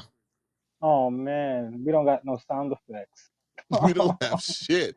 We're gonna have to come on the show Of singing. course you have sound effects. You got Jay. Jay got his he got his Biz Markie sound effect machine there. Oh Yeah. God, we're going back in time. Oh, This Yeah. monkey. y'all He got remember? his transistor radio for the songs. You good. Yo, but y'all remember those days when I used to start off Monday Night Raw with the TV? My TV used to be on like 75, 75, just so y'all could hear it. Oh wow, I might wow! What are the odds? Did y'all just hear what I just said? the TV. No. The I TV. just I said my TV used to be on 75, just so y'all can hear it. Oh God, 75. It's our 75th episode. Wow! What are the odds of that? Wow, guys. We had some really good times on here, man. 75 episodes. I was there for about 65, 69. I think I was there for about 69. I don't think I missed too many episodes, right? I mean, with No. this episodes of here of me sounding, I was like fucking dog shit sick, but I was on it. Hmm. I know what. I mean, So we've had the you're counting those as not being here, or no, I was here. I'm just saying, like, there's been episodes where I was completely sick and just I could barely speak. I couldn't breathe. I sounded terrible. There was episodes, and we're gonna be transparent. It was episodes on this motherfucker where I was just completely shit faced, and I I don't even remember the episodes. I mean, those are the dark episodes that don't make it to ooh-wee. Facebook. We've been through a lot of shit on this Three Bells podcast and a lot of my shit. Oof. So I want to thank you guys for that, man. Because, I Bro, mean, that was like I that was that was like 70 episodes ago. I remember the Is that what last that was? time Mm-hmm. when I had that bad toothache and I popped some pills and it would just went left and Shane lit my ass up the next morning and I was just like, I gotta take this shit and just like, bro was like, fuck this texting shit. He sent voice notes at me and I'm just like, God damn. No, because I was scared. I thought it was over. I was like, because it happened kind of close, the two separate episodes. Mm. It happened kind of close. So I was like, oh shit, here we go. But it's been good gravy since. I told you I Yeah, would 70, never do wow, that again. 75. Yes. We done had And y'all you had me stuck to your crying on word. here before. Yeah, man. Of course. Though you was crying. What was that? Our That's what I what was said. that, Jay? The 50th? Yeah, I said y'all had me crying. The You 50th was crying. episode. Was Shut it up. because of the 50th episode or because of the bloodline? I What was was it? not crying. Because No, what you I like? was What you emotional. like this? He was like, "Is this the end? Is this the end of the bloodline?" I was like, "Is you crying because it's the 50th or the end of the bloodline?" No, it's because of the I emotion was that like, was going around. I'm not one who's well with receiving thank yous and stuff like that. And you guys Mhm. overwhelmed me with it. And then it just so happened to be at the same time that we were doing the end of the show. And I'm like, because I started crying in my closing. And then when I Mhm. did the ending, and I was like, and for the last time, maybe, I don't know. Maybe. Please not once up. Please not once up. And no, he ain't. And I had the nerve to put I that was damn so thing on the dead. internet. Oh. And I'm like, bro, I was so dead. the yeets and no yeets are never gonna stop, no matter what. Yo, I Nah. mean, y'all need to do this. Do some chance y'all get, go back to the first episode, the first show, the very, very first show that we ever did last year in 2023, and just laugh because it was so bad. I was on here by It myself about a was. minute or so, and then Shane was like, hello? Can you hear me?" He's like, "I don't know what's going on. I don't know what I'm doing with this stereo." And then Jay eventually came on. I'm just like, yo, oh man, Do we hilarious, have man. to? I heard it. Is this It's thing it's on? bad. It was bad. It's so bad. I Oh was my like, oh gosh. man, we have come a long, long way. Right? Mm, mm, We mm, have. Shane, yo, mm. that shit was so funny. She's like, I don't know. Can you hear me? He's like, I I have don't no know what's going idea.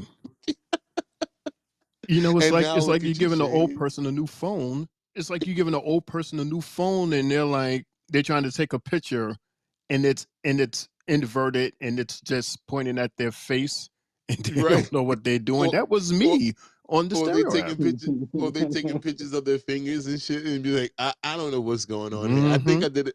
And I think I got the picture. Right, right. And then I sent a Oh. picture, but it wasn't that picture. I'm like, oh boy. Over here sending the wrong pictures, not knowing what I'm Nah. doing. Nah. I you know what's crazy? I told my family tonight because I know Jay was trying to fry me earlier when with the sound check and I wasn't home. The family, we went to my brother's house tonight, earlier today, and we had a family dinner there. And I had to leave. And I told them, like, look, I have to go because I have the podcast tonight. And they understand that and they respect it. And I told them, like, hey guys, this is the 75th episode of the show, And my sister and my dad, they were like, 75? They was like, wow, already?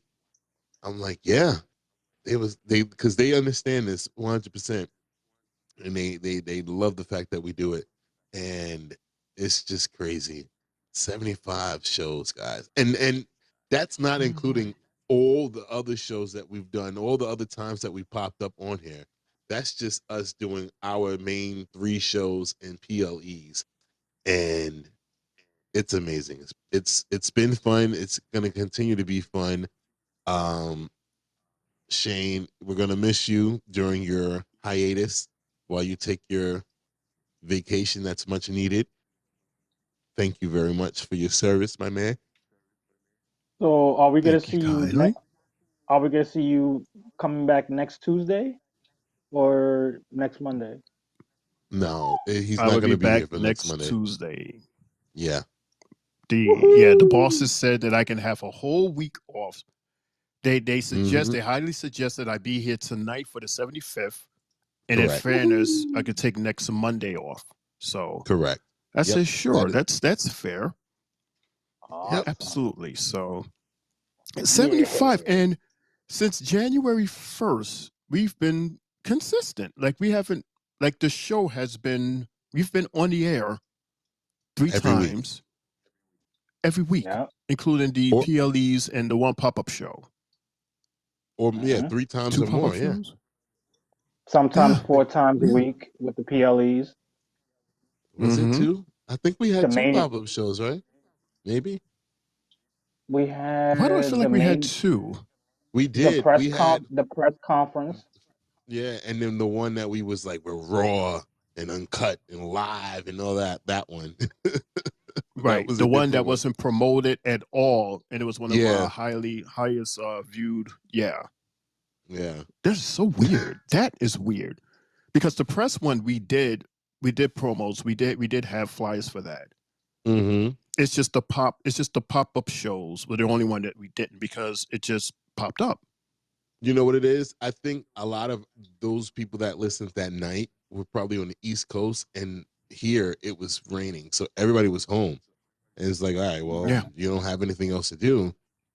Go on the stereo and see if you can find a conversation that you can join into. We just Mm-hmm. happened to be there, and I think it was it Mania week? Yeah, we wound up talking about we talked about Mania. I think we made our predictions and Our stuff. predictions. Yeah, it was a prediction show. It was Wednesday. It was a Wednesday. Yeah. Mm. One of our best shows, our highest rated shows. Yeah. And then Yeah. when we started going live with the PLEs, that first PLE live show, that was a big one for us. Yeah. That was Back fun. I lash. really enjoyed that. Yeah. Yeah. I I want to like our keep live on going. shows. I want to keep on going that route the rest of the way. I love the flow of it. I ain't gonna lie to you. It just Me sucks too. that we can't catch the pay-per-view. I mean, look, when my schedule changes, I'll leave it up to you guys. If y'all want to do it during the actual live pay-per-view, then we can do that.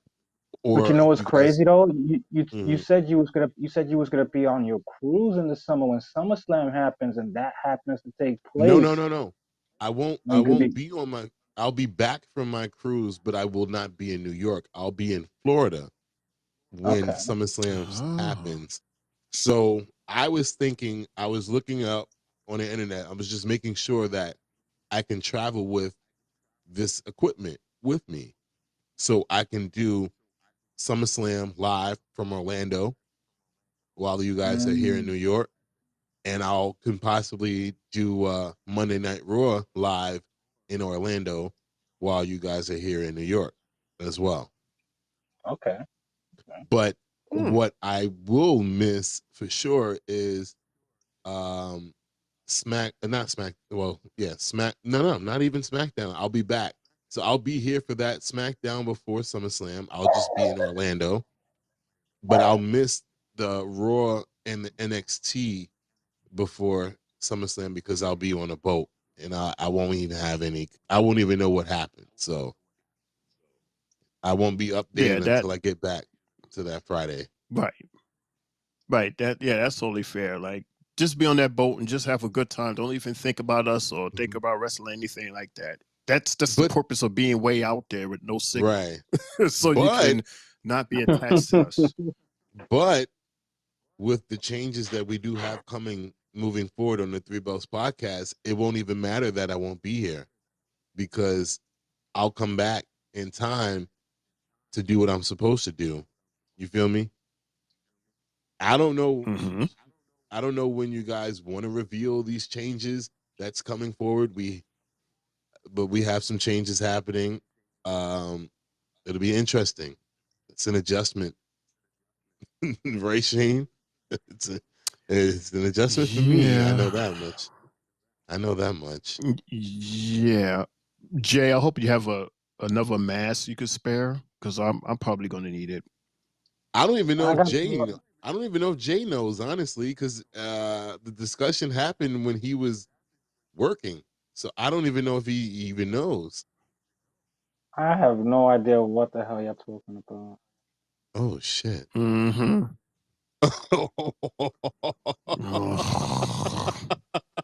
Bro, I'm not Oh one who's my gonna scroll god. up. Like, I'm one who's not gonna scroll up 12 hours in the chat I and see see that. those things. So I'm Shane, do sorry. you think this is the perfect opportunity to do that since we're here? It's the 75th episode. I think we might as well just do it, right?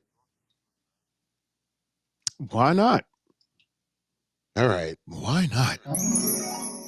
All right, let's just get it over with. Here we go. Wonderful. All right, so ladies and gentlemen, boys and girls, it's your boy Mundo, aka Mr. AKA himself. And beginning Monday, July 1st, 2024, Monday Night Raw will be hosted by its permanent host of Shane O'Mac. And beginning Friday, July 5th, SmackDown will be hosted by its new host, Mundo, aka Mr. AKA himself. We have had a hosting swap,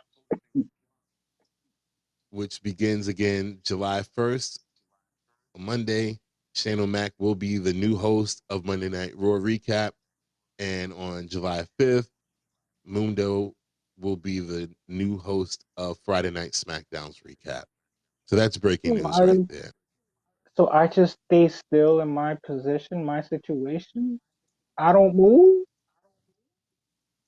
Still, You You're want to NXT, move? no right? You upgrades, NXT? no upgrades. Oh man. You're NXT, man. Well, this is not Ah considered. man, This I'm is stuck. not I'm stuck. considered. No, Jay. Jay, this is not considered. This is not an upgrade. It's a change for a reason. Right. I know. I know. I'm just crying because I just wanted to get a promotion too. Jesus, Jesus, It's not a why? promotion or demotion. I I'm not being know. promoted.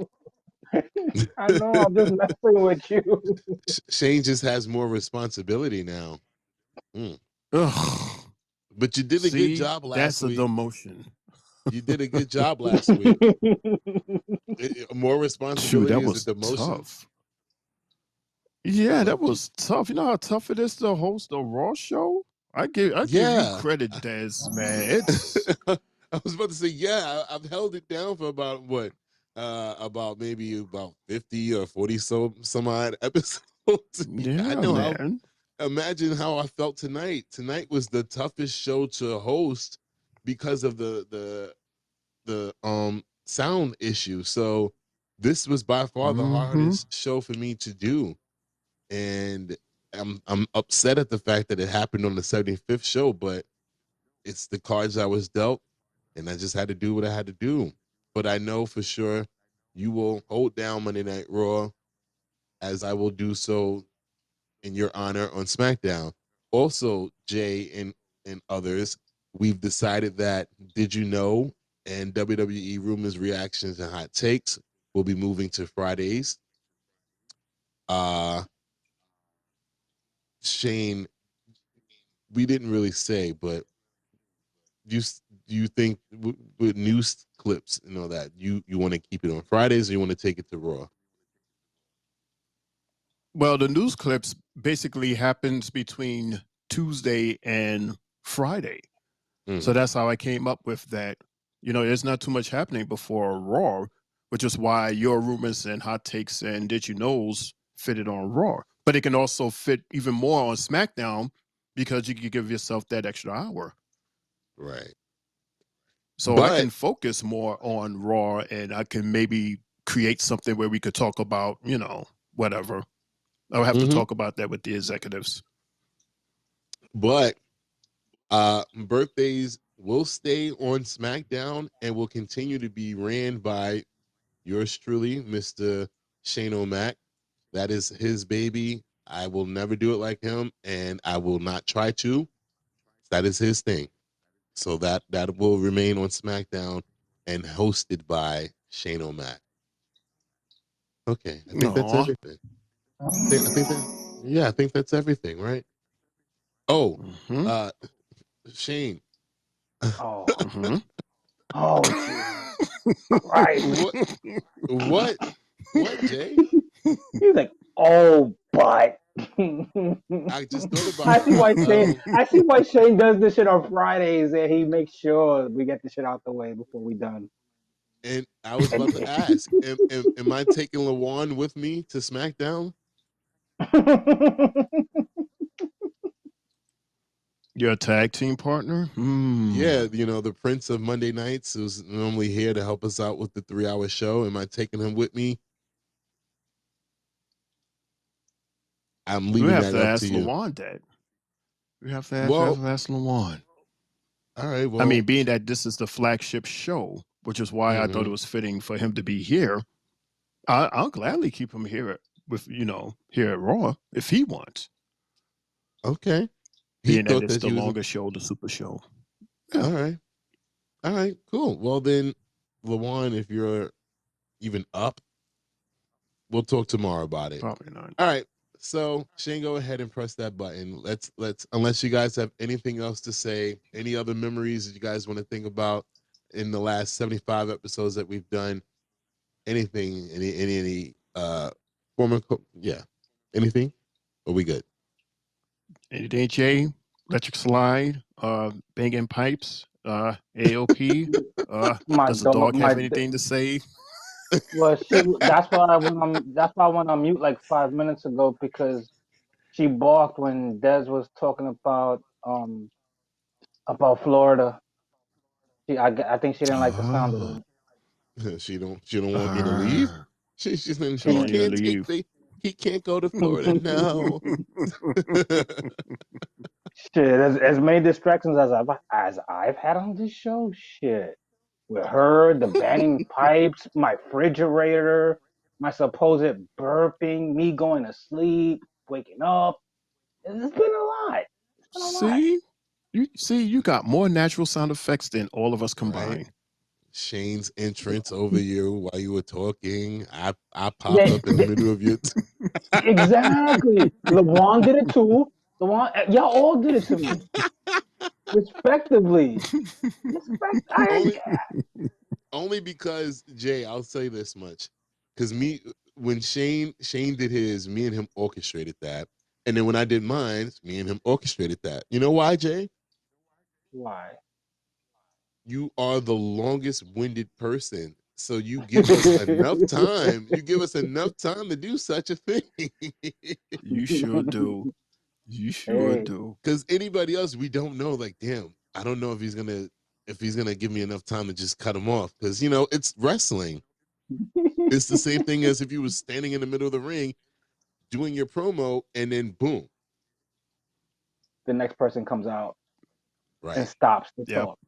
Yeah. That's like I'm like the Elias of the group. Every time the song's about to start, here comes someone to come out. Right. y'all, Mm-hmm. y'all, y'all remember when I returned to the Three Bells podcast after my vacation? That You intro tried, was you tried to, lit. you tried to scare me. Yeah. That Mm-hmm. intro was lit. We Shane, you better orchestrate you a good intro when you return, my man. I know you will, but Oh yeah. the Oh yeah. bar is I set got high. y'all. bar I setting. got y'all. And it's going to be on Tuesday. It's going to be on Jay's show. Oh, I got Oh y'all. boy. Oh, but you know what? Jay don't talk. He don't really talk on Tuesdays. He just hands it off to us. No, I'm lying. He does talk. Because after we go, he does talks. talk. Definitely does. 3 exclamation points behind that one. Nah, but all in all, man, this has been a fun experience with you guys. The many times that you guys held down the show while I couldn't be here or while I was running late or anything, it's much appreciated, man. Thank y'all so much. 75 is crazy. Crazy. Bro, If we it, almost we closed the just year. did 50. We just did 50. Where the hell did the time go Literally that did fast? 50. Literally Bro, 50. we're gonna be at 100 I within the mean, next couple of months. Insane. That's wow. That's amazing. That's amazing. You guys are awesome. And look, yo, we're Awesome, on awesome point. sauce. That's the great thing. We're on point. WWE has had 75 shows this year, and we've done every single one. That's telling right there. Nice. We on point. So Nice. whatever WWE ends the year with, we're right on point with them. So if they have 150 shows for the year, we'll have 150 shows for the year. Man, So no man, hiatus, huh? Like no the bump hiatus. is gonna take 5 weeks off. Not a chance Right. for the 3 bells, huh? We don't take off. Not Exactly. as long as Jay is here. Nope, we do not take off. Jay don't give a shit who the hell he hosting the show with. He gonna be here. Oh, there's no Dez, there's no Shane. Okay, no problem. No problem. It'd be him and the I'll I bring got dog. boom. backup. I Him and got the backup. dog, right? Yep, him and that I dog. got I got some plans up my sleeve. Don't worry, I can handle it. Shane, I feel like there's gonna be a show where it's just Jay, LaJuan, and Boom doing the Three Bells podcast. No, no, Des. I already talked to you about my little scheme I'm trying to do, my little plan. Oh yeah, I That know that. might be under construction as we speak. Yep, I have a Mhm. plan under construction. But I'm just Cool. saying in general, because to me, like much like that other podcast, the Busted Open podcast, we know who the main hosts are. It's Dave and Bubba and Mark Henry, but they also have shows where none of them are there, but the Right. overall umbrella of the Busted Open podcast continues. So that's what I'm saying. Like it might, I don't know. We don't know what the future may hold. So it might be a My dog show doesn't like approve. that. My dog I don't approve. see. See? She's crying. She's crying. I see. She's crying. Oh, okay. Uh-oh. She's trying Hold to Maybe she on. wants say us to end the Attention. show. Attention. It is the She's 75th like, episode of the Three Bells podcast. And for the 75th episode, I have to do it manually. It's DJ Young and Nut.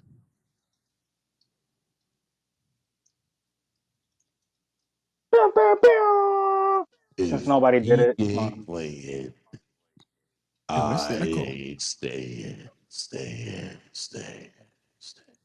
Boom boom bam. Yeah, Boom we was boom waiting for bam. the echo.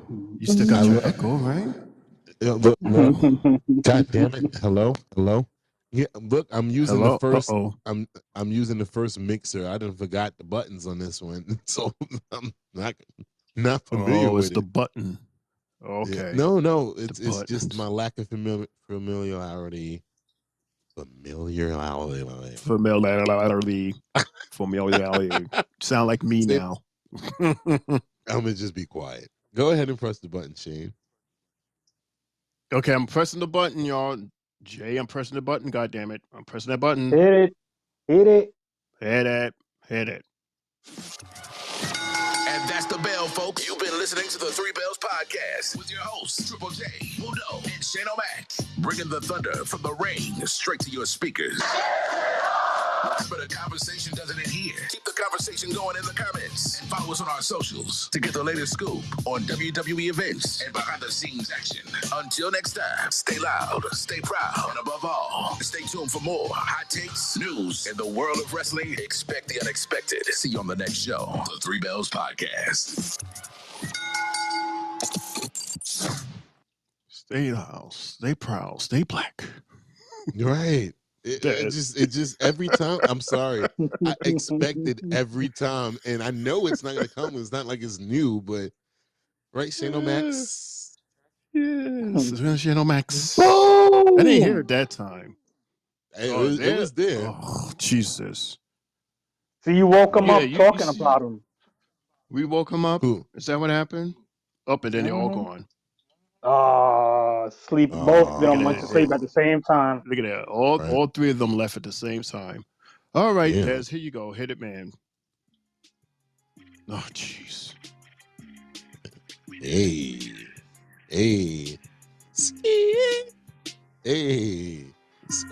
Oh. Yeah.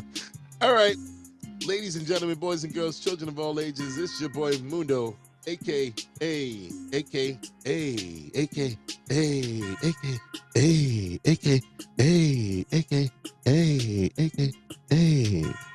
CEO. We get it.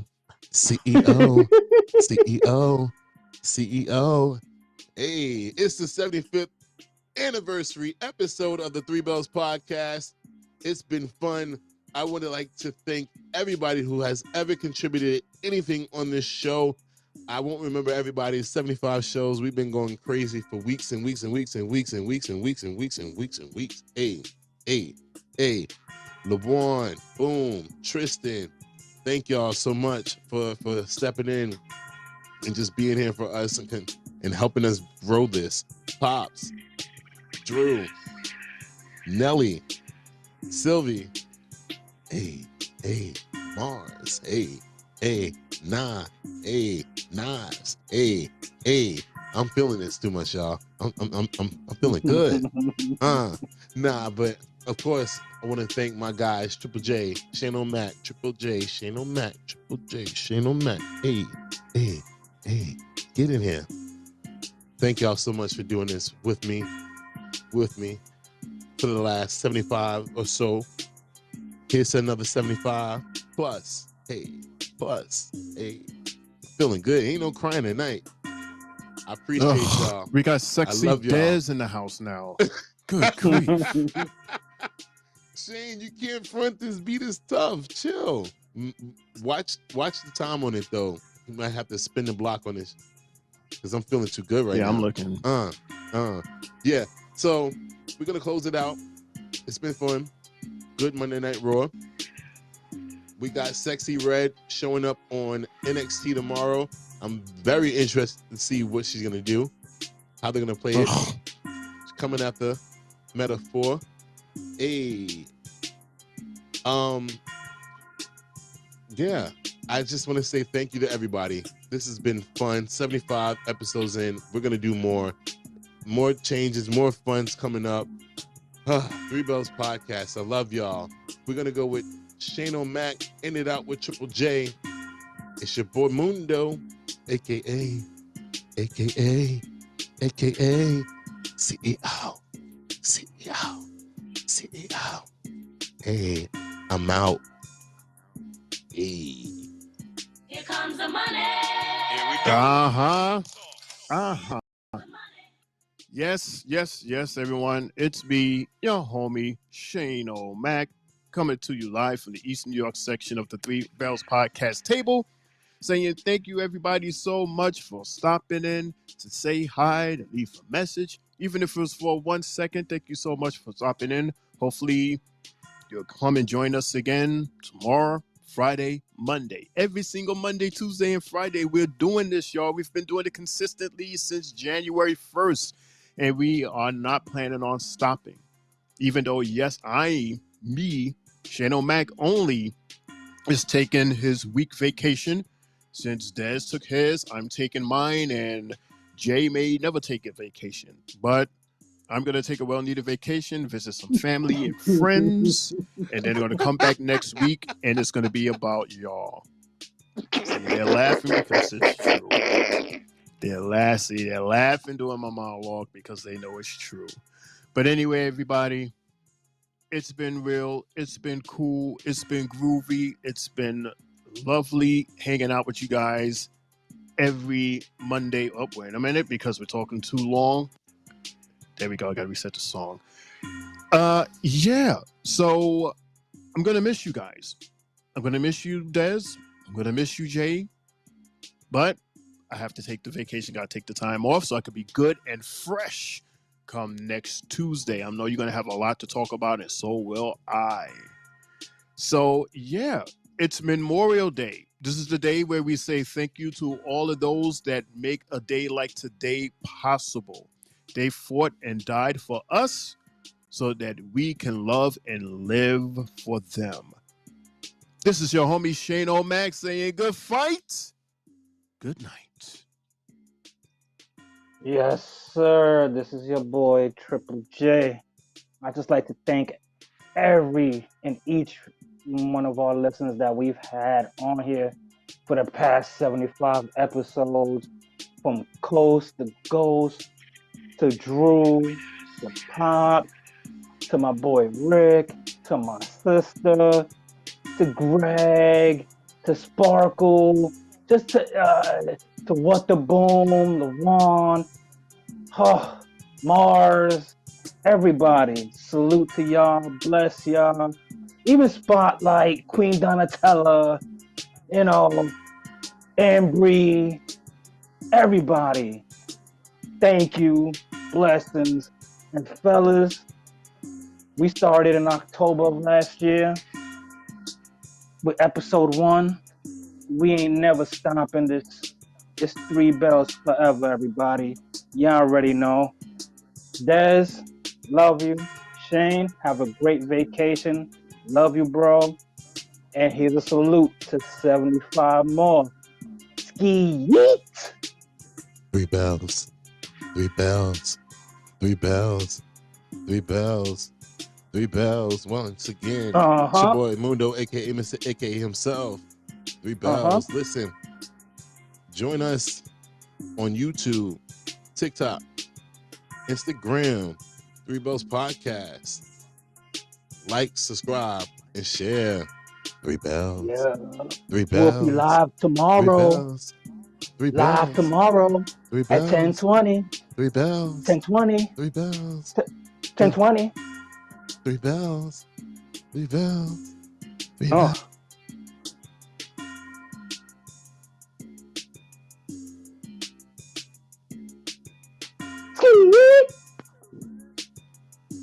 Yeet! 75 times. Yeet! 75. 75. 3 bells. 3 bells. 75. 75. And as always, no yeet. No yeet. No yeet. No yeet. No yeet. No yeet. Hey.